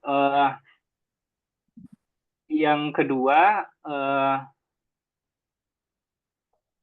tadi ada komentar bahwa dan di frame itu sebagai kelemahan dari Tamsyatul Muslimin ini, bahwa beliau sering menafsirkan ayat, menjelaskan ayat itu jauh dari konteks aslinya, konteks ayatnya gitu ya. Menurut saya ini salah satu dot yang penting lagi gitu. Jadi sebelum, ya saya tidak tahu ya, sebelum kita itu jauh dari konteks aslinya, itu kan perspektif kita gitu. Dan ya yang kita lakukan di sini tidak memasukkan perspektif kita ke sana, tapi memahami bagaimana kejadiannya tafsir itu sendiri. Kejadiannya, keberadaannya, wujudnya sekarang ayatnya A, isunya B, terlihat seperti itu. Tapi kita harus masuk ke ruang refleksinya penafsir, kenapa dia menjadi seperti itu. Kita mencari tahu, mencari apa? Mencari alasannya apa. Lalu itulah kita mencari dots yang banyak itu dan menghubungkan itu gitu. Dan hal-hal itu akan menarik kalau muncul gitu. Tapi tadi kan ya itu bisa jadi masalah presentasi saja. Itu. Tapi yang kedua ada yang hubungannya lebih ke cara berpikirnya mungkin ya. Ini berhubungan juga dengan pertanyaan Mas Fawaid Aka Mbak Ulia tadi. Mbak Ulia ini meng-hijack akunnya. Sebetulnya itu Jadi, salah itu tuh kayaknya buku saya salah ngetik ya. Nah, saya juga agak bingung gimana cara itu tuh maksudnya bukan talqin mayit tapi tawassul. Makanya ketika saya menjelaskan tuh rada kok aneh juga. Tapi ternyata itu maksudnya adalah tawassul gitu, bukan ke talqin mayit. Ya, oke. Pertanyaan sebegini. Itu ada 2 contoh yang saya ingat ya, karena tadi agak berusaha teman, cuman ada 2 contoh yang saya ingat. Pertama ini kedekatan dengan wali, terus eksternalisasinya adalah tawassul, gitu ya.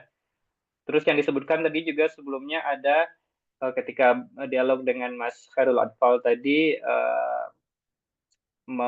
internalisasinya adalah dialektika dengan rujukan-rujukan tafsir-tafsir terdahulu, terus muaranya adalah berinteraksi dengan mufasir yang lain gitu ya. Itu yang saya pahami tadi. Cuman bagaimana, itu kan jadi seolah-olah ya, input begini, proses, output begitu gitu ya. Jadi ada list input, ada beberapa list output yang itu berjalan paralel antara inputnya A, keluar ini, B, keluar begitu gitu ya. Cuman kan ruang kognitif, ruang pikir kita kan nggak bisa dikotak-kotak seperti itu gitu loh. Betul. Jadi pertama ya, mengapa menjadi seperti itu, benar nggak itu kalau seandainya memahami itu malah kita mengotak-otakannya, atau yang kedua, atau bagaimana prosesnya kita bisa memvalidasi, menjustifikasi bahwa rujukan kepada tafsir terdahulu itu memang hasil dari refleksinya adalah berinteraksi dengan penafsir-penafsir yang lain. Jadi kan bagaimana itu bisa connect gitu loh. Dan mengapa dia tidak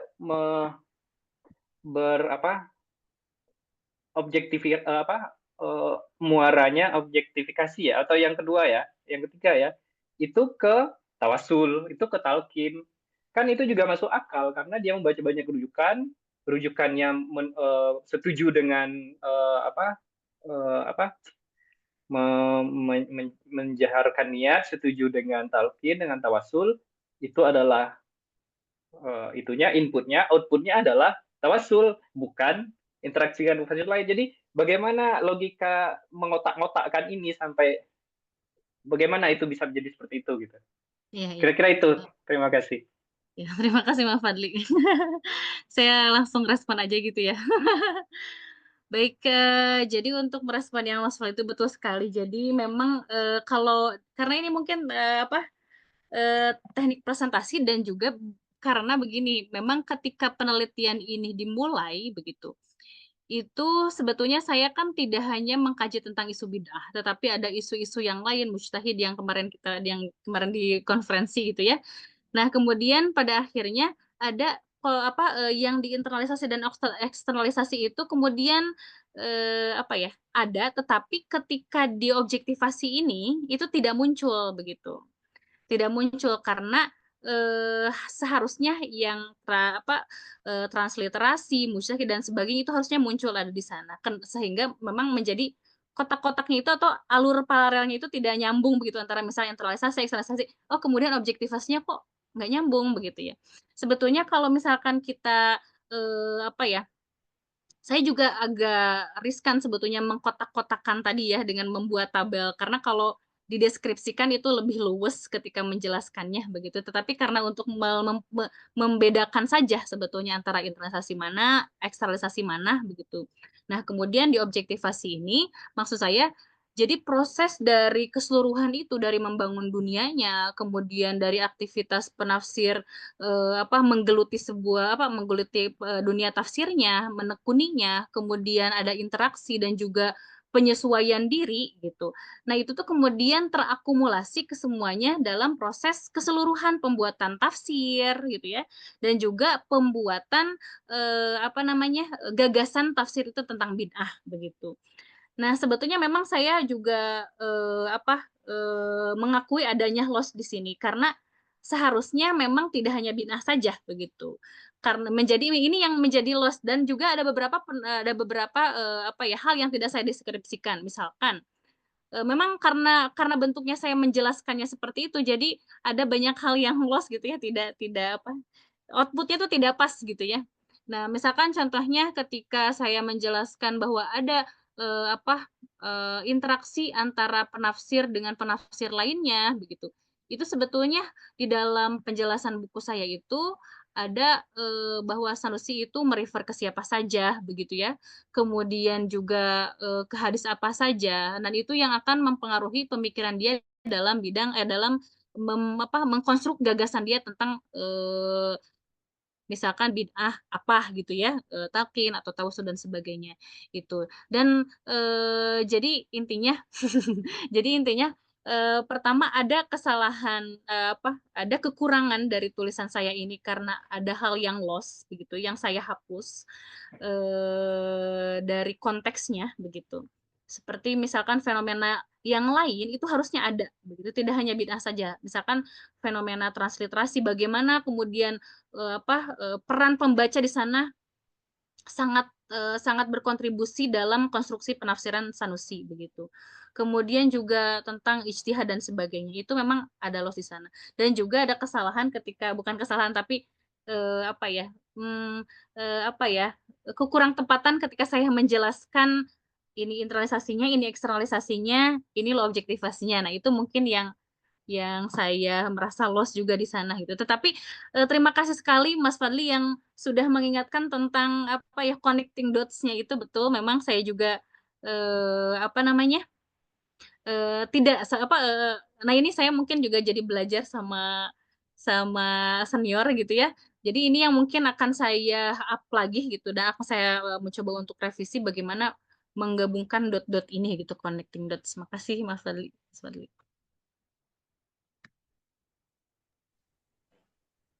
Oke, terima kasih. Sekarang ada yang 2 orang nih yang raise hand, ada dari Mas Jajang atau Pak Jajang. Silakan. Mas Mukri. Baik, terima kasih. Kayaknya Prof Jajang ya. Prof Jajang ya. Masya Allah. Ya, Mbak Ulpa, selamat malam ya. Ya, Wilujeng Wengi. Ya, jadi ya paparan Mbak Ulpa saya lihat memang banyak konteks yang masih ini ya, masih belum clear ya. Jadi tafsir Tamsiatul Muslimin, kemudian Rodotul Irfan ya, Malja'ut Tholibin dan banyak tafsir-tafsir Sanusi kan sebetulnya tidak bisa mendudukan tafsir Muslimin itu hanya satu tafsir saja ya. Maksud saya di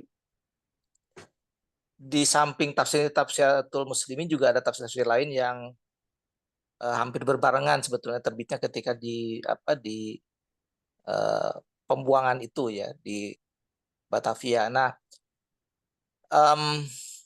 makanya konteksnya masih blur ya. Di situ saya lihat misalnya mengapa Tamsilatul Muslimin menggunakan aksara Latin ya.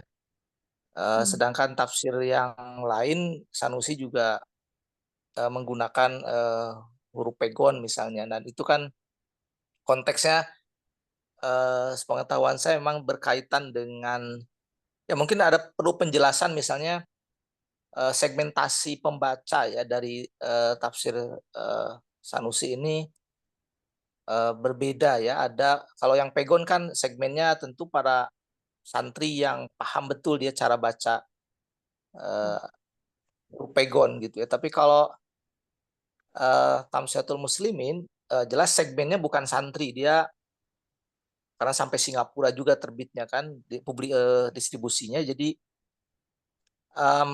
ada upaya Sanusi untuk mendistribusikan karyanya untuk dibaca oleh orang-orang yang terdidik ya di kalangan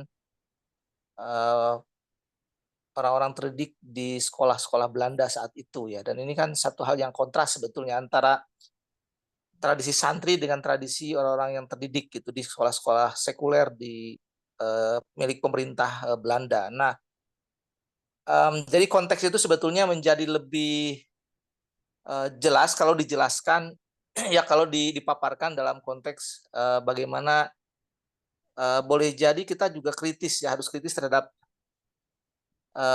Sanusi ketika memasarkan tafsir ya, karena tafsirnya kan dia dulu berjilid-jilid tipis gitu ya. Memang saat itu pasar tafsir itu karena diperjualbelikan, Sanusi juga tidak punya pekerjaan lain. Jadi dia berusaha untuk komodifikasi bahasanya ya, menjadikan karya tafsir sebagai sebuah komoditas bisnis gitu ya untuk masyarakat yang lebih luas. Terlebih kelompok terdidik itu kan orang-orang kaya ya, yang mereka banyak uang, orang mampu, dan di situ segmen pasar yang saya kira sangat menjanjikan. Dan Sanusi berusaha mencari pendapatan dari situ ya, dengan menjual karya-karya tafsir yang berjilid-jilid itu beredisi ya. Nah, konteks seperti ini yang saya kira perlu penjelasan, misalnya mengapa jika demikian. Nah, lalu isu yang tadi ya, konteks sosial, perdebatan bid'ah, tawasul itu mesti kemudian juga disebarluaskan ke kelompok-kelompok terdidik itu ya. Ada apa gitu. Padahal kan itu sebetulnya milik kaum santri perdebatan itu ya. Apakah mereka juga paham terhadap isu-isu furu'iyah kayak begitu ya? Atau orang-orang terdidik itu pun paham tentang hal itu ya. Saya belum sampai sejauh itulah. Konteks penjualan tafsirnya itu yang saya kira perlu dijelaskan sehingga tidak ada kesan Sanusi itu hanya menulis tafsir itu saja, maksud saya ya. Bahkan ada kesan misalnya dulu pernah ada asumsi bahwa penggunaan pegon itu kan untuk melawan kolonialis Belanda gitu, membendung aksara Latin. Terbukti pada sosok Sanusi kan dua huruf itu digunakan sama-sama gitu ya. Jadi tidak beralasan bahwa penggunaan pegon itu sebagai bagian dari upaya anti kolonialisme ya. Justru Latin juga digunakan oleh Sanusi untuk lebih pada pilihan segmen ya. Kalau lihat di situ ya, segmen pembaca yang disasar gitu dalam berbisnis kitab lah gitu. Saya nggak tahu bahasa yang lebih halusnya apa ya, bisnis atau apa gitu. Komersilkan gitu ya. Karena itu kan Sanusi Komersilkan. dia yang dilarang keluar kota, nggak ada usaha lain untuk berdakwah gitu ya. Karena umatnya juga ditinggalkan, maka ya beliau mencetak kitab sebagai bagian untuk mencari penghidupan di situ kan. Itu yang ada dalam bayangan saya. Demikian, nuhun Teh Ulpah, mangga. Ya. Hatur nuhun Prof Jajang, Masya Allah dapat ini ya, dapat tambahan. Jadi sebetulnya saya juga tidak tadi tuh bingung juga mau menjelaskan presentasi ini tuh sedetail mungkin atau tidak begitu. Sebetulnya banyak hal yang saya ingin sampaikan, tapi takutnya waktunya tidak cukup begitu ya. Kayak misalkan apakah sosiologi tafsir mungkin atau tidak, bagaimana apa namanya itu dalam konteks pewahyuan, kemudian juga bagaimana vis-a-vis dengan hermeneutika dan sebagainya itu sebetulnya ada begitu ya, ada di dalam buku. Cuman saya juga melihat waktunya, takutnya saya juga ingin lebih banyak berdiskusi seperti ini begitu, makanya saya persingkat. Nah, termasuk juga dengan segmentasi semoga termasuk juga dengan segmentasi dari penulisan tafsir Tamsir al-Muslimin. Saya setuju sekali bahwa dan di dalam buku saya juga dijelaskan segmentasi dari tafsir Tamsir al-Muslimin ini berbeda dengan tafsir-tafsir Sanusi yang lain. Kalau yang ini kan memang segmentasi pasarnya sangat luas. Dia menggunakan bahasa Melayu. Kemudian penggunaan bahasanya juga bisa diterima dari berbagai kalangan. Bahkan transliterasi yang digunakan oleh Sanusi begitu di tafsirnya itu kan sebetulnya digunakan dikhususkan atau ditujukan untuk para pemula pembaca Al-Quran dan juga bentuk tafsirnya, penjelasan dari ayat-ayat yang ditransliterasi itu juga sangat sederhana. Jadi memang segmentasi dari tafsir Tamsih al-Muslimin ini memang sangat luas sekali dari mulai kalangan anak-anak gitu ya, bahkan sampai kalangan terdidik dan memang seperti yang disampaikan juga memang tafsir ini sampai terpublish di Johor juga gitu. Memang segmentasinya sangat luas atau audiensnya itu sangat luas sekali. Itu terima kasih Prof Jajang. Hatur nuhun pisan sudah hadir. Begitu paling bagaimana Mas Mugzi? Ya. Ya. Oke, makasih Mbak Ulfa. Bagus sekali Sama-sama Mas penelitiannya. Mugzi. Oke. Hatur nuhun. Saya sedikit pengen nambahin aja, tapi tadi sebagian besar udah disampaikan sama Mas Fadli sama Prof Jajang. Saya kira adalah ya kita akui pembacaan sosiologi seperti ini bukan hal yang baru ya, meskipun saya lebih pingin Mbak Ulfa tadinya tuh punya ekspektasi ketika Mbak Ulfa nyebutin nama-nama Berger, Luqman, Mannheim, Weber, mungkin mau ditambahin ya Clifford Geertz misalnya, itu paling kalau kita mendialogkan dengan tradisi Islam itu kita semakin menarik itu.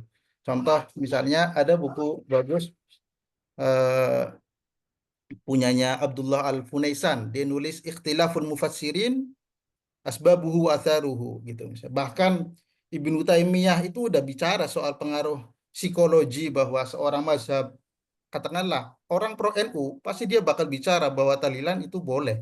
Itu dalam kitab Muqaddimah fi Usuli Tafsir punya Ibnu Taimiyah udah dibahas itu. Terus banyak ya. Nah, Hasan Hanafi juga ada di Rosa Falsafiyahnya, dia udah bicara soal psikologi and cultural effect, kemudian bicara civilization, pengaruh terhadap pelahiran tafsir. Jadi lebih enak ketika saling berdialog gitu teorinya itu nanti. Terus ada satu hal yang menarik tadi yang disebutkan Mbak Ulfa sebenarnya. Tetapi memang saya akui tantangan besarnya adalah menemukan tadi istilahnya itu connecting dot ya.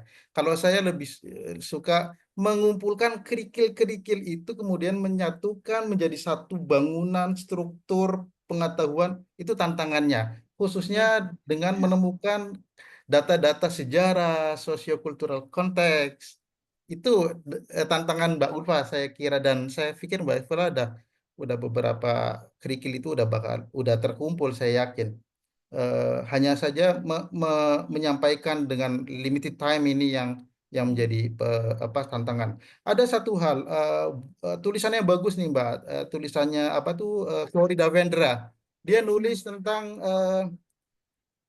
harmonisasi antara Paul Ricoeur dan Clifford Geertz, the harmonization dialogue between philosophical hermeneutic and cultural anthropology. Saya pikir itu saya ingin merespon Mas Khairul Atfal, tantangan dalam pembacaan saya lebih suka sosiokultural antropologi. Itu lebih sains. Itu tantangannya lebih berat adalah menemukan kerikil yang tidak tertutup gitu. Yang tertutup apa? Iya, Sehingga katakanlah tadi ini tafsir tidak merespon sosial.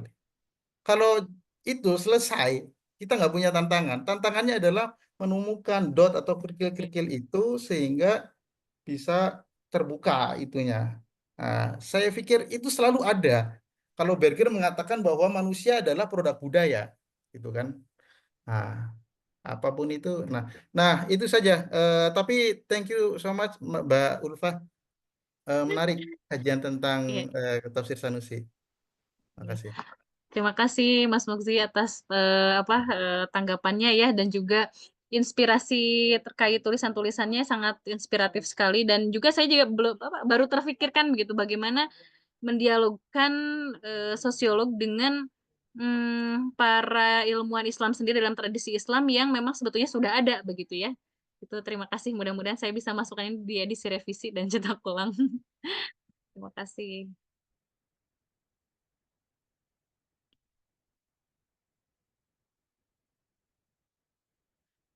Begitu. Oke, menarik ya, menarik diskusinya. Kira-kira dari teman-teman yang lain apakah masih ada? Tambahan dikit, Namdi. Ya Bang, silakan Bang. Ya saya belum baca bukunya ya Mbak. Tapi masalah format tafsir itu di majalah itu di-explore nggak Pak? Bagaimana, Mas? Kan katanya tafsirnya itu diterbitkan dalam singkat-singkat seperti di majalah ya. Itu atau majalah beneran ya? Iya, majalah namanya itu apa ya? Namanya memang Tafsir Tamsih Al Muslimin sih, majalahnya itu majalah berkala gitu. Dan apa ya? Gimana Mas Fadli pengen Isinya tahunya? Tamsyiatul Muslimin saja dalam bentuk buklet majalah, atau dalam majalah itu ada rubrik-rubrik yang lain tapi salah satunya ada Tamsyiatul Muslimin ya, kayak punya Hamka dulu itu. Oke, Tafsir Tamsih Al Muslimin saja. Jadi satu nomor itu isinya Tamsih Al Muslimin, dan yang sebetulnya saya kurang tahu kenapa apa namanya, sistematikanya itu sangat tidak, menurut saya sangat tidak oke gitu ya. Seperti misalkan ketika menafsirkan sesuatu itu tidak disebutkan surahnya, tidak disebutkan ayatnya, tetapi memang majalah tersebut di dipublish hanya tafsir itu, tidak dengan rubrik yang lain. Kadang juga, tapi kalau mau bertanya tentang apakah ada rubrik lain begitu, paling tidak rubrik lain, hanya sebatas iklan begitu ya. Misalnya bulan depan akan ada terbit apa gitu, buku apa seperti itu. Dan kemudian terkadang ada juga hal yang lain dari tafsir ini yang menurut saya ini ya, karena mungkin bentuknya majalah juga. Jadi ada beberapa halaman yang dia tambahkan itu merespon tentang persoalan sosial, termasuk juga tentang transliterasi, itu memang tidak masuk dalam tafsirnya. Dia kayak memasukkan itu dalam majalah aja gitu. Merespon itu dalam majalah. Itu ada dua komentar kayak Almanar nggak katanya. Gimana? Kayak Almanar, saya kurang tahu Almanar gimana. Ya, saya emang cukup tertarik dengan form itu ya, karena ya kita biasanya tafsir klasik itu biasanya kita take for granted aja formnya. Padahal misalnya Tabari dan Jalalain itu jelas sekali berbeda kan. Jalalain dan Ibnu Qutaibah itu jelas sekali jelas berbeda, tapi kita tidak memperhatikan perbedaan-perbedaan bentuk itu. Dan ketika dia kan tadi pertanyaannya kan risetnya bagaimana kejadiannya tafsir itu menjadi seperti itu. Nah sekarang bagaimana kejadiannya dia menjadi majalah-majalah seperti itu. Tadi Pak Jajang sudah memberikan beberapa clue penting ya, karena itu upaya seseorang yang sedang memasarkan idenya ke masyarakat terpelajar yang berbahasa Melayu Indonesia, itu beberapa hal. Nah, tapi itu kan baru berhubungan dengan aspek bentuknya dalam majalahnya itu sendiri gitu ya. Nah, saya rasa itu juga bisa dieksplor ke mengapa ayat dan penafsirannya tidak selalu berada dalam satu tema. Ya, kalau bahasa tadi kan jauh dari konteks ayat aslinya. Saya rasa itu juga berhubungan dengan itu bentuk tafsirnya, isinya yang tidak satu tema. Bisa jadi ya dia sedang ayatnya kalau nggak salah tadi disebutkan dari Al-Baqarah sampai surat berapa? Al-Maidah Al-Maidah. yang apa? Mana? Tafsirul Ayat Muslimin yang ini, dikaji ya.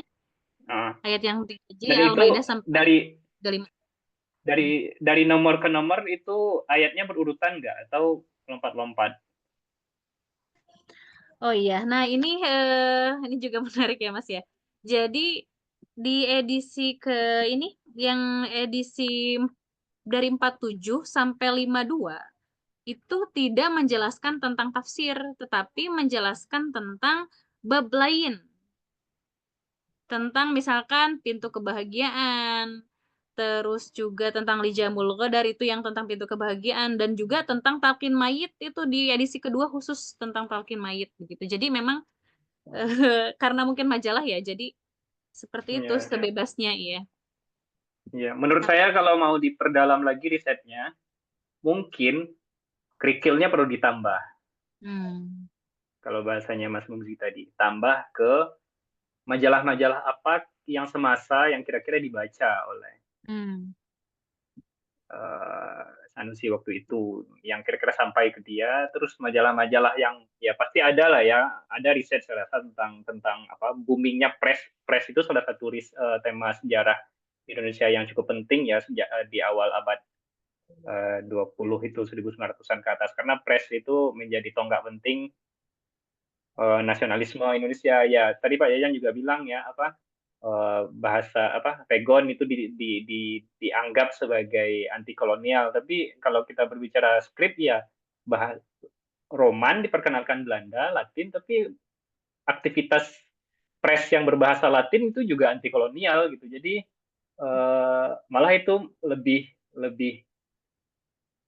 kentara posisi anti kolonialnya. Dan banyak sekali waktu itu muncul majalah-majalah, dan itu menjadi konsumsinya kalangan terdidik. Kalau seandainya beliau ini ingin berdialog dengan kalangan terdidik dengan Tamsyiatul Muslimin, mungkin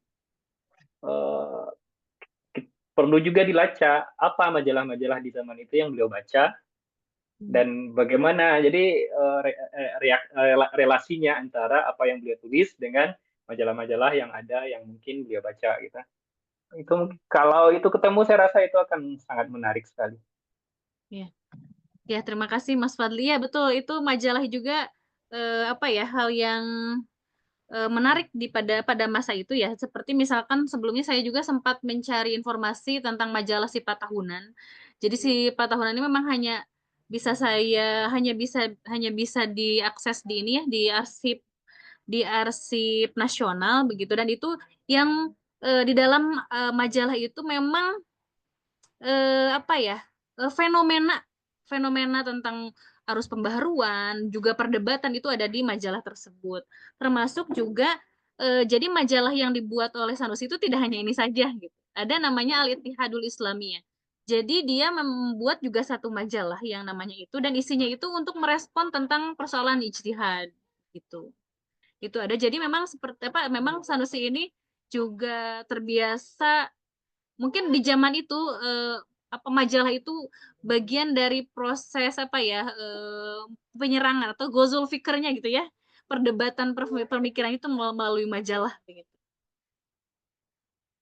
Termasuk juga yang ini saya tuh ingat juga di persoalan bid'ah juga dia memang merespon majalah lain gitu. Cuma saya lupa lagi di sebelah mana gitu. Itu juga bagian dari respon majalah lain yang kemudian dia balas juga dalam majalah ini, Tamsih al-Muslimin gitu.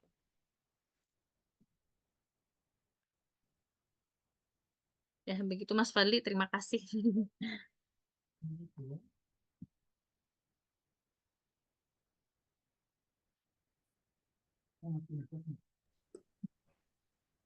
Enggak. Oke. Silakan Mas Duha kalau mau nanggapin. Itu banyak tuh pesannya di message. Tadi ini ya.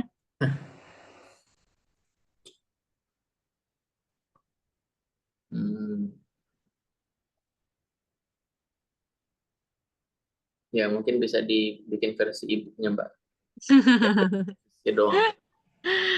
Insya Allah. Siap-siap. Lagi Ya, masak. kayaknya Mas Duha mau nanggepin nih.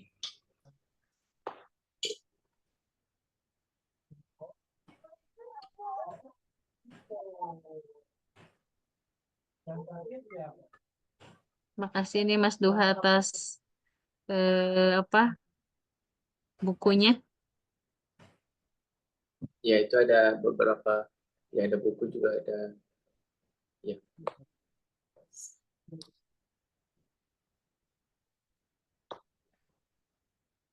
Dari yang lain kira-kira apakah masih ada yang ingin ditanggapi? Halo, Halo, siapa? Duha, Gimana sorry. Pak? Oke. Ya, saya lagi sangat tidak baik look-nya, jadi karena banyak minyak dan lain-lain, jadi saya nggak on cam. Sebenarnya nanti pasti ada sesi diskusi yang lebih casual setelah ini. Jadi nanti mungkin kita bisa ngobrol lebih banyak di sana, Teh Ulfa. Tapi terima kasih sekali presentasinya tadi, itu menarik sekali. Alhamdulillah. Sebenarnya saya juga tadi lost. Tadi saya mikirnya karena mungkin saya pas terlalu fokus ke iris bawang, tapi ternyata memang ada beberapa yang lost. Jadi tadi masukan Bang Fadli itu mungkin akan sangat bagus kalau semoga ada sesi lain tentang tafsir Sunda di lingkar baca ayat, terus nanti itu bisa dimasukkan lagi. Tapi dua hal yang ingin saya sampaikan di sini, lebih banyaknya nanti di obrolan yang lebih casual. Pertama tentang print culture itu. Saya terpapar dengan ini yang Mikihiro Moriyama. Karena saya sekarang sedang menekuni tafsir Jawa kan, dan salah satunya tafsir di Banten. Dan Banten itu sangat berkaitan dengan Sunda, kemudian kajian tentang Sunda kuno, kajian tentang Sunda era pertengahan, kemudian era modern sampai yang print itu saya mulai terpapar dengan itu, sehingga yang pas tadi Teh Ulfa bicara tentang format tafsir ini dalam bentuk majalah ya cetak, kemudian menyebar sampai ke Johor dan lain-lain, kemudian tentang segmen motivasi segmentasi pembaca yang tadi Kang Jajang sebutkan, itu semua kayak pop up dalam pikiran saya itu. Dan saya kemudian terpikir dengan ini. Karena di sini saya kurang di buku ini Mikihiro Moriyama yang tentang Sundanese Print Culture and Modernity ini, modernisasi apa ya? Dia bilangnya itu kayak ada kolonisasi pengetahuan, knowledge colonization or something like that, dan itu dilakukan melalui pencetakan buku-buku yang dikontrol oleh pemerintah dan lain-lain. Itu kurang berbicara tentang tafsir. Itu terjadi di banyak tempat, terjadi di banyak scholarship, termasuk dalam scholarship tentang Banten, Jawa secara umumnya. Tafsir tidak dimasukkan dalam pembentukan pengetahuan itu. Padahal menurut saya tafsir juga penting. Dan Teh Ulfa juga barusan membuktikan bahwa tafsir juga punya peran penting dalam pembentukan masyarakat Muslim di sana. Walaupun tadi saya masih bertanya-tanya gimana objektivasinya dari tafsir Tamsyiatul Muslimin ini. Tapi lebih jauhnya saya ingin meminta Teh Ulfa untuk berkontribusi pada scholarship tentang Sundanese Print Culture gimana tafsir cetak itu berperan dalam pembentukan pengetahuan di Sunda ini. Apakah dia termasuk kalau tadi seperti bukan agen modernisasi Sunda, tapi apakah nanti ada tafsir yang menjadi agen modernisasi? Tadi tafsir-tafsir yang mungkin oleh orang-orang modernis itu agak dekat dengan penguasa yang kolonial, kemudian itu menjadi agen mereka dan lain-lain. Tapi itu sangat menarik sekali kalau tafsir itu salah satu bentuk objektivasinya dikaitkan dengan Sundanese print culture yang ditawarkan oleh Nikihiro Moriyama. Itu satu. Kemudian yang kedua tentang tafsir Nusantara. Gagasan besar tentang tafsir Nusantara. Kita tahu bahwa Bang Fadli menawarkan gagasan yang membuat orang lain ketar-ketir tentang tafsir Nusantara. Orang-orang mengambil dots yang lain. Saya ingin konsisten menggunakan dot daripada kerikil. Maaf, Mas Muzi. Tapi orang-orang mengambil dot-dot yang cukup berbeda dengan yang ingin diambil oleh Bang Fadli untuk menyusun satu gagasan tentang tafsir Nusantara. Dan apakah saya bertanya-tanya nih, saya menunggu sebenarnya bagaimana Bang Fadli merespon kajian seperti yang Teh Ulfa lakukan. Apakah itu termasuk yang Bang Fadli dambakan sebagai kajian tafsir Nusantara, atau Teh Ulfa masih terbawa arus yang sebenarnya sedang dikritik oleh Bang Fadli? Dan bagaimana Teh Ulfa membela diri? Tadi kepikirannya begitu, gimana nih dialog antara dua orang ini. Tapi karena sampai menit ini dialognya masih aman-aman saja, saya sekarang ingin mengundang beliau berdua, Teh Ulfa dan Bang Fadli, untuk bicara lebih jauh tentang tafsir Nusantara. Teh Ulfa, untuk kalau memang Teh Ulfa dikritik, gimana Teh Ulfa membela diri? Itu terima kasih. Oh, saya mau menerima sekali. Sok, mangga. Gimana Mas Fadli? Ini mah. Oh, nanti aja diskusi katanya gitu. Ya, terima kasih Mas Duha ya yang sudah memberikan inspirasi kajian-kajian terkait dengan print culture begitu ya. Itu juga menjadi inspirasi saya juga untuk penelitian-penelitian selanjutnya begitu. Bisa ke arah ke sana. Begitu paling tanggapan dari saya.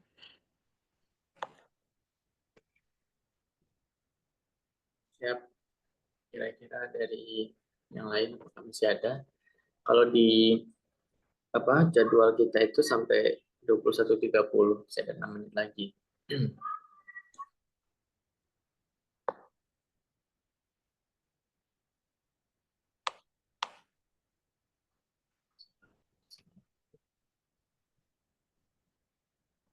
Nggak ada teman-teman? Apakah kalau tidak kita cukupkan? Mbak Ulfa, apa ada yang mau disampaikan juga? Baik, alhamdulillah terima kasih kepada teman-teman semuanya. Ini memang ini yang sesuai saya harapkan ya sebetulnya. Kenapa saya tidak tidak terlalu banyak mengeksplor hal yang lain tentang penelitian saya ini untuk memunculkan banyak diskusi dan juga inspirasi saya untuk mengembangkan merevisi dan juga mengembangkan penelitian ini di penelitian-penelitian yang lain begitu ya. Nah, ini yang terima kasih kepada Mas Fadli yang sudah memunculkan bagaimana saya menyambungkan connecting dots itu, dan kemudian Mas Muzi sudah memberikan inspirasi juga terkait dengan bagaimana dialektika sosiolog sosiolog murni dengan sosiologi dalam konteks tradisi tafsir. Juga Prof Jajang, terima kasih juga yang sudah memberikan pemaparan tentang bagaimana Sanusi ini ternyata tafsir ini justru dalam arti kasar, dalam bahasa kasar mungkin dikomersilkan begitu ya. Begitu, terima kasih semuanya, mudah-mudahan akan apa ya, karya ini tidak akan cetak ulang tanpa revisi sepertinya. Dan juga saya tunggu diskusi informalnya dengan Mas Fadli dan semuanya, termasuk juga Mas Hamdi. Udah cukup dari saya, sekian. Masih di mute Mas Hamdi. Oke, ya terima kasih Mbak Ulfa. Ya sangat menarik diskusi malam ini. Dan terima kasih juga kepada teman-teman, Bapak Ibu, para pakar di bidangnya masing-masing. Pastinya kayaknya mayoritas di sini adalah yang ikut di sini adalah pakar di bidang kajian Al-Quran atau tafsir. Gitu ya. Nah, saya nggak tahu nih. Setelah ini atau ada sesi foto bersama. Oh iya, sesi foto bersama. Sebentar ya. Takut Nggak baterai ada saya. sesi foto bersamanya. Biasanya nggak ada. Nah, kalau begitu. Beneran nih nggak ada. Langsung ditutup aja. Iya.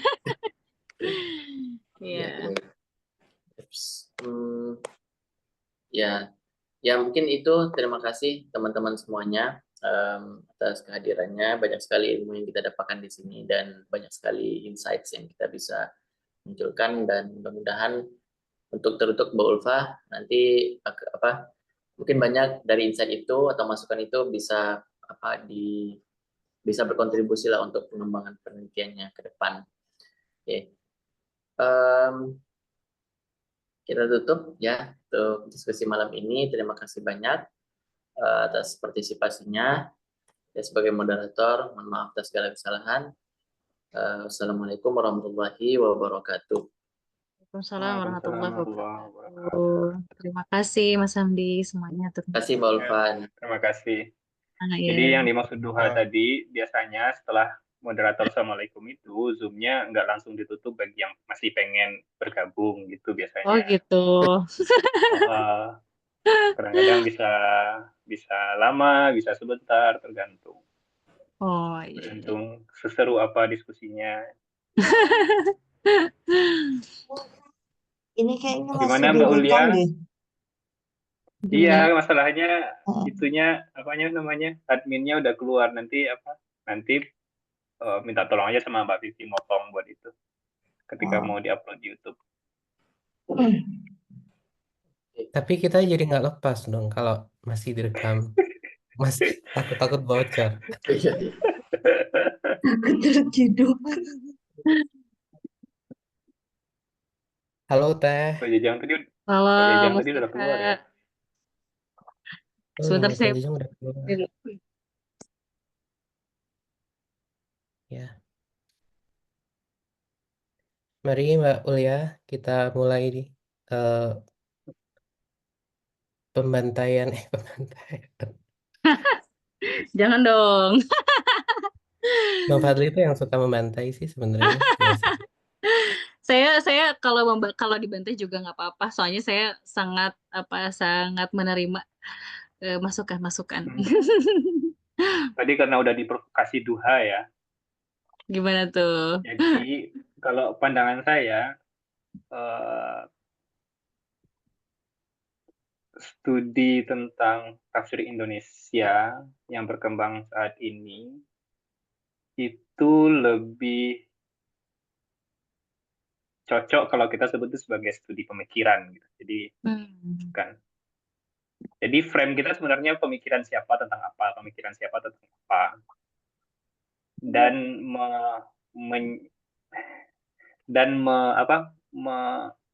Menganggap menyamakan saja antara pemikiran dan tafsir gitu. Dan riset-riset terakhir, terutama dari lingkarannya Wali Saleh, Johan Naping, Karen Bauer, Peter Coppens, dan lain-lain, itu memberi apa? Oke, Hamdi, terima kasih banyak atas kesediaannya. Nanti kapan-kapan. Ya Bang, mohon maaf nggak bisa ikut diskusi formal. Terima kasih semuanya. Assalamualaikum.